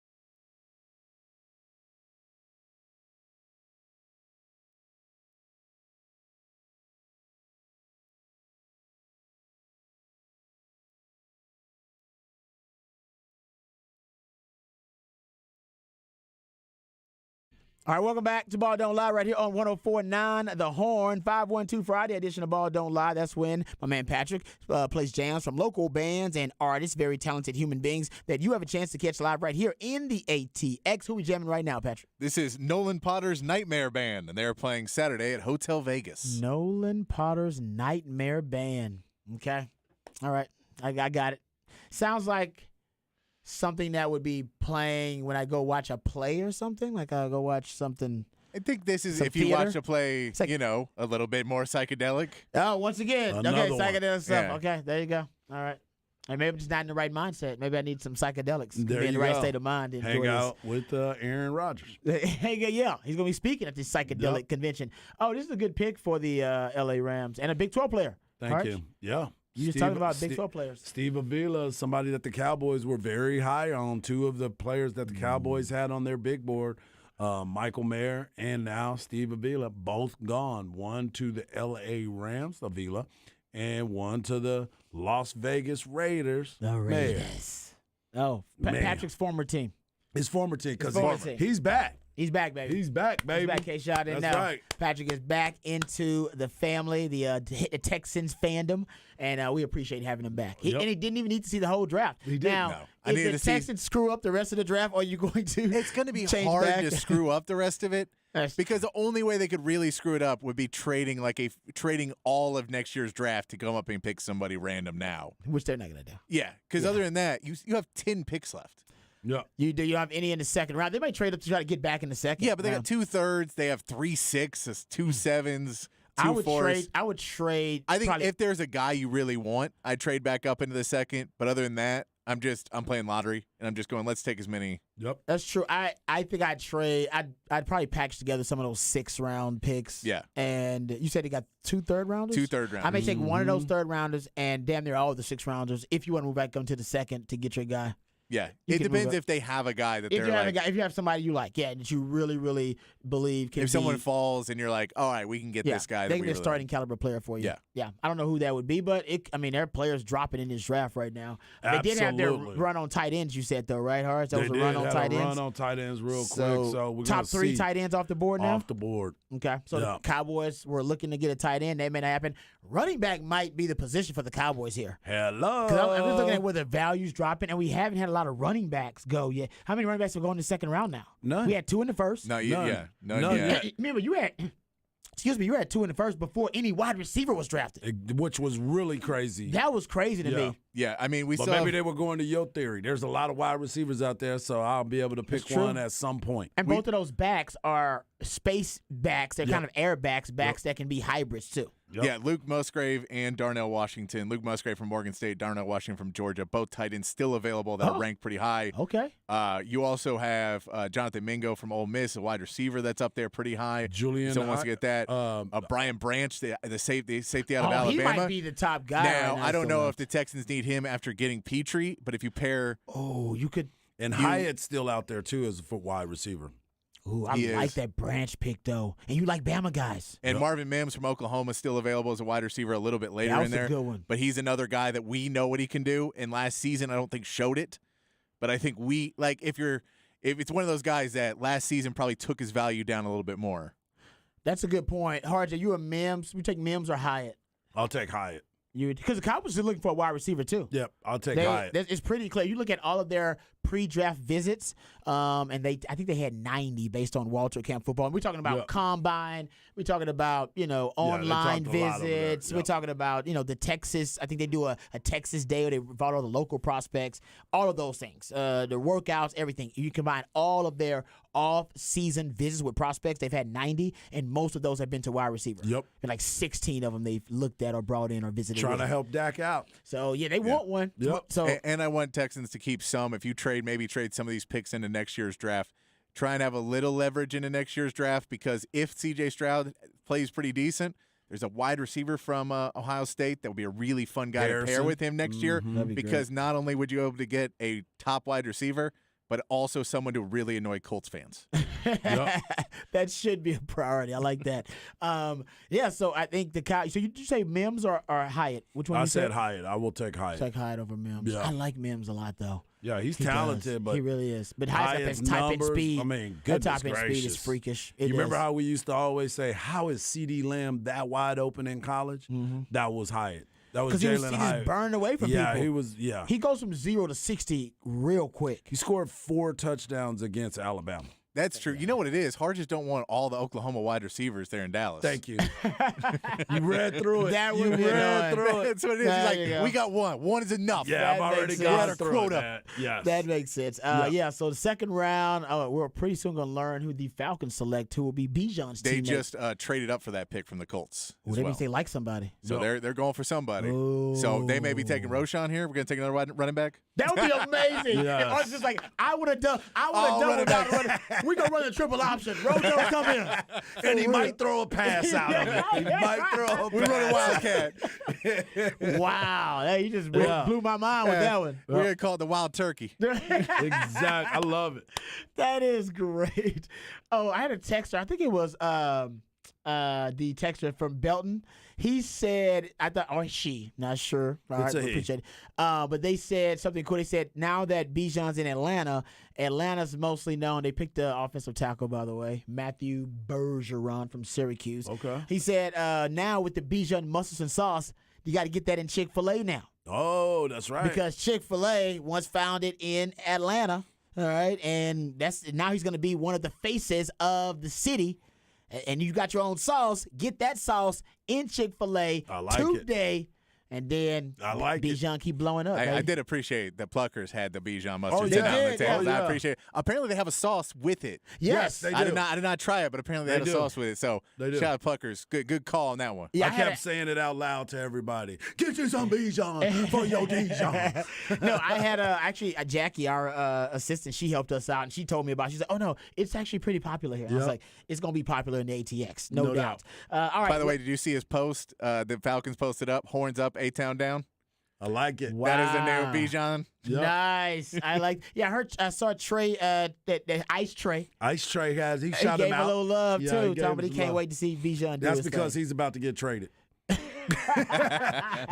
he wanted to holler at him real quick because he about to be Let me gone. give it that shout out before I'm out of here too. Yep. All right, gentlemen, let's talk about the games tonight. Two big NBA matchups tonight. You got the Lakers versus the Grizzlies, and we have. And by the way, the Lakers are trying to wrap this thing up at home. That's why it's big, because Yep, nobody wants to go to Game 7. And if you do go to Game 7, you'd much rather have it on your home floor. That would not be the case for the Lakers if they don't win Game 6 tonight. And you also got the Golden State Warriors trying to wrap up their series as well tonight. And that could end up being something that's pretty chippy too. Sacramento. That's been a really good series It's going been a back and great forth. series. I hate to think it's going to end tonight, but I think it's going to end tonight. I don't see this veteran squad like the Golden State Warriors allowing this thing to go back to Sacramento against a squad that has no playoff experience really, or very little. I believe both home teams win tonight. I think LeBron, because of the way that he played the other night, he made sure to let everybody know it's about to be on and popping. I'm ready to go. And I believe that Steph is looking at it the same way you are. I don't want to go back to Sacramento because I don't want them lighting the beam on us. Let's go ahead and finish these guys. It's just like Mortal Kombat. Finish them! Yeah, it's experience wins in playoffs, and the experience is just heavily on the Lakers and Warriors side. That is two teams with tons and tons of playoff experience, and LeBron and. But I will say this: He's old. You need somebody on the Kings. wise. You need somebody on the Kings other than De'Aaron Fox. Because De'Aaron Fox is going to have a big game no matter what. Even though he's hurt, he's going to have a big game. You need somebody else on there to put up some numbers tonight and have a big game. Yep. Sabonis needs to get back into playing the way he played. Ever He has since not got been the kicked in same chest, since he's Stomp. been a different player. And I think it's just he softened up because I think the refs told him. Literally. I think the refs just told him like, "Hey, we're going to be watching you," and it just made him super unaggressive. Wow. And defensively and everything on rebounds, just go for it. If you foul out, fine. Who cares? Yeah. Don't be Grayson Allen and hold the ball at the end of the game, and that's just season because you didn't take the shot because you weren't aggressive enough. Don't be that. Have that Jimmy Butler dog. Have in that you. Jimmy Butler, not the Grayson Allen. Not the Grayson Allen. Yeah, Hey, man, he Jimmy didn't Butler take the dog. shot. The Milwaukee Bucks season ended while he was dribbling to the basket. That's wow. And you can't do that. And the antithesis of that is the story you told us about Jimmy Butler, who in the huddle demanded that the play go to him when Coach Spoelstra was drawing it up for another player. Yeah. He's like, no, let's go to Jimmy. That goes to Jimmy. No, that goes to Jimmy. Is that Coach. me? Is that me right there? Is that Jimmy? Is that Jimmy right there? If that ain't Jimmy, then you can make that Jimmy. Hey. Matter of fact, go ahead and draw it up. Hey, dude. You go over there and throw the ball in. That's what I need you to do. Just take the pen, write Jimmy on it. No, and Coach Spoelstra said remember in that sound, shout out to your seed. He sent it to us. That's right.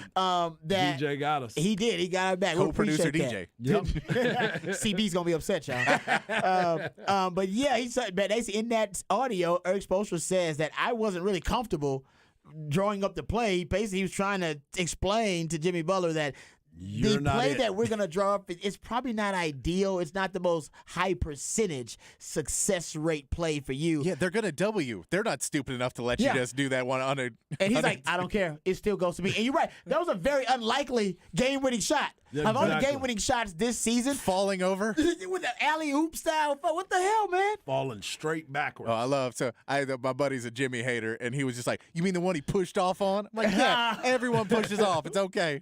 Come on, man. That's the first complaint I'd have heard about Jimmy and the push-off.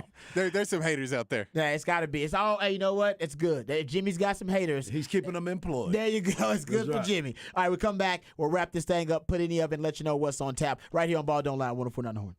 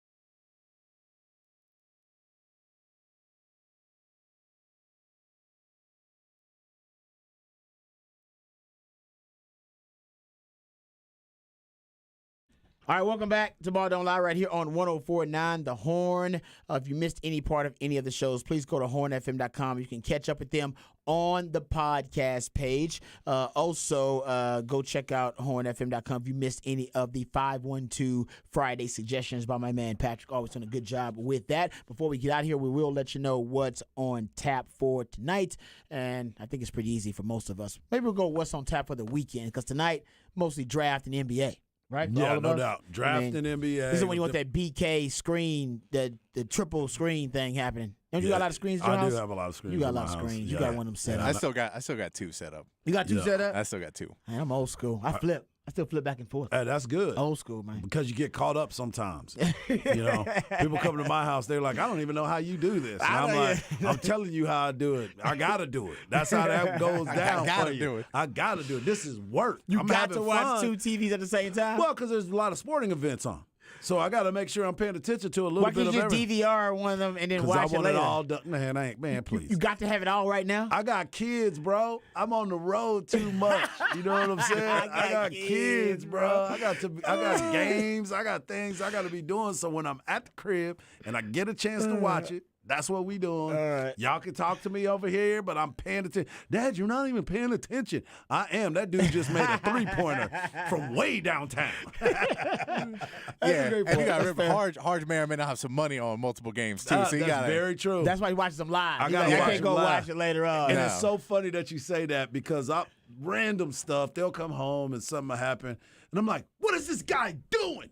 And they're like, Dad bet on that game. Dad bet. And it's a hockey match. Is it Dad? You know what I'm saying? I'm watching hockey. And I'm like, oh my gosh, I got this dude. He's supposed to shoot on goal 3 times, and he's only done it once. He's point shaving. So you want to know why you're losing money? Because you could just get the score and everything after and then go check all that. You want to know why you lost the money. I want to see You so wanna I can break down why I won't pick that person or Gotcha. that team again. That's a good point. So I had to be dialed into it. But All right. yeah, definitely that. Oh, What man, you got I used going to on? have 5 TVs set up. You said And it was a 5? bit much, That's but a- it was good stuff. That's excessive. Then because like always one of them would end up just being wrestling too, just like old wrestling. Yeah, but so you just still. have like a palate cleanser if you have all these games on, and then you just roll over and you're just like, oh man, that's good choke slam. That is I like honestly that is the perfect kind of epitome of our society. Is that I still like to flip, but I also still write on paper notebooks. Here, Yeah, as you guys can there see. you go. So I'm kind of an old soul and old school, and you guys are almost like the kind of the TikTok generation stuff, where you just are just consuming as much content as possible, as much as you can Yeah. all the time. It's I'm like, just I wanna telling you, focus on I one got a thing. problem. during college. Yeah, you like I got a problem.